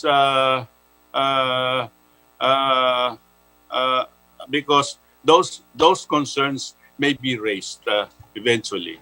So, thank you so much, Mr. Speaker, and of course, Your Honor, gentle lady from Marikina. Mr. Speaker, earlier upon inquiry by the Honorable Franz Castro, kung ano po ba meron ang panukalang batas na to para sa MSMEs, and if I remember correctly, our good sponsor happily shared with us the information that this bill provides for expanded loan programs for MSMEs. But unfortunately, at this point in time, 77% of Filipinos, including MSMEs, are not banked. Unbanked po ang 77%. Kulang po ang financial inclusion ng ating bansa. So baka mabaliwala po ang expanded loan programs para sa MSMEs kung wala po tayong mekanismo para palawigin ang financial inclusion. So with your indulgence, Mr. Speaker, I humbly request our sponsor to reconsider my proposed amendment, Mr. Speaker. Mr. Speaker, Your Honor, I don't know how we can handle the issue of one subject, one title rule. So that's my basic concern. And the other thing is did not go through any consultation at all on the impact of the exemptions, no, with the BIR, the DOF, and even the local government units. So I can understand the need really for helping the MSMEs. So I would like to sincerely propose, if the gentle lady will agree, anyway, Bayanihan 3 is in the process. And maybe that can be included. I think that would be the most appropriate place to put it. Because Bayanihan 3 is a stimulus package, and by the title itself, the coverage is very broad, so everything can be put in there.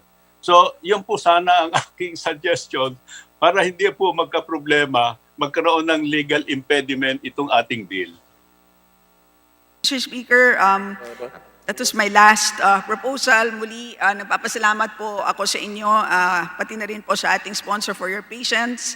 And salamat na rin po, I appreciate po ito pong huling suggestion ng ating sponsor. So yun lang po, Mr. Speaker, and sana po kung sakali mang may BICAM conference, sana po i-consider po ang amendments po ng minorya. Maraming salamat po, Mr. Speaker. Wala pong problema. In fact, I would suggest that you be part of the BICAM. Salamat po, Mr. Speaker. Maraming salamat, Honorable Kimbo, and maraming salamat, Chairman Junico. Majority Leader. Mr. Speaker, there being no other member who wishes to introduce individual amendments, I move that we close the period of individual amendments. Is there any objection? Hearing none, motion is approved. Mr. Speaker, I move that we close the period of amendments. Is there any objection? Hearing none, the motion is approved. Speaker, I move for the approval on second reading House Bill number 7749 as amended. Is there any objection? Those who are in favor of the bill, say aye. Those who are against, say nay. The ayes have it. House Bill number 7749 is hereby approved on second reading as amended. Majority Leader.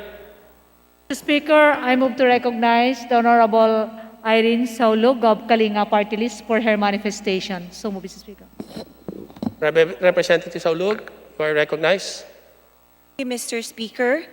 Mr. Speaker, on behalf of the minority, I move to nominate and elect Honorable Representative Angelica Natasha Ko of Party List BHW as Vice Chairperson of the Committee on Public Accounts, Vice Representative Rodante D. Marcoleta.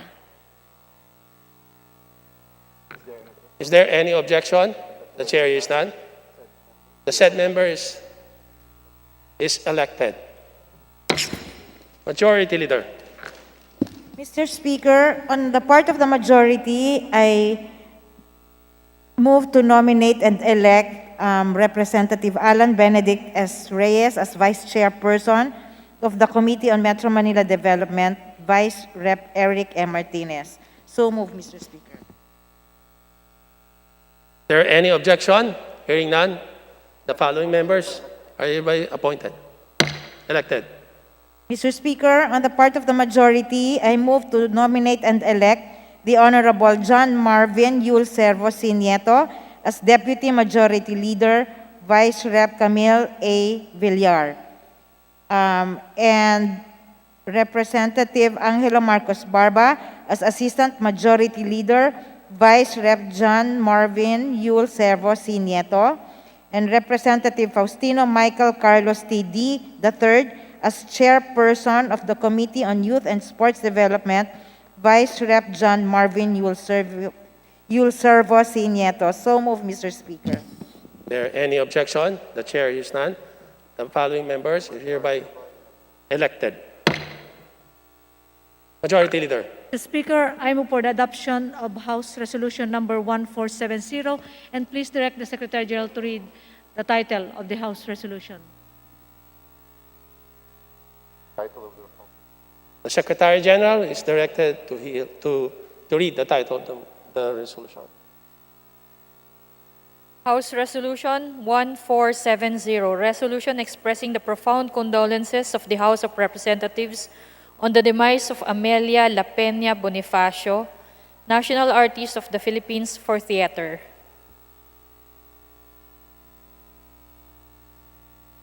Majority Leader.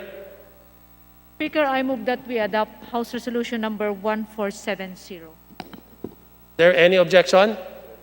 The chair hears none. The House Resolution Number 1470 is hereby adopted. Mr. Speaker, I move Majority for Leader. consideration of House Resolution Number 1540, and please direct the Secretary General to read the title of the House Resolution. Secretary General is so directed. Please read the title.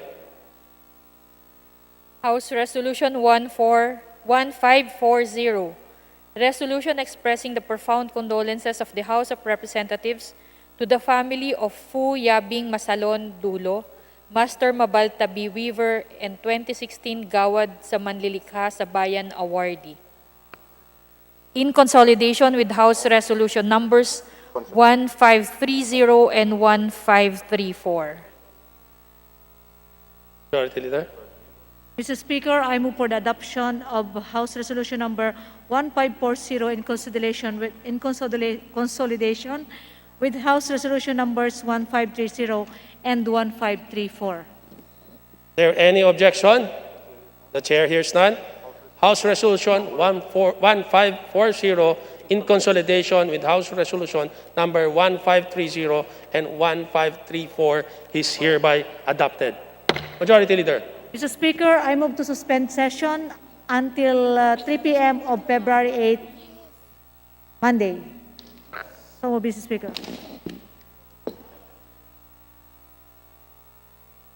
Is there any objection? Hearing the chair hears none. Session is suspended until February 8 at 3 p.m. Oh, no.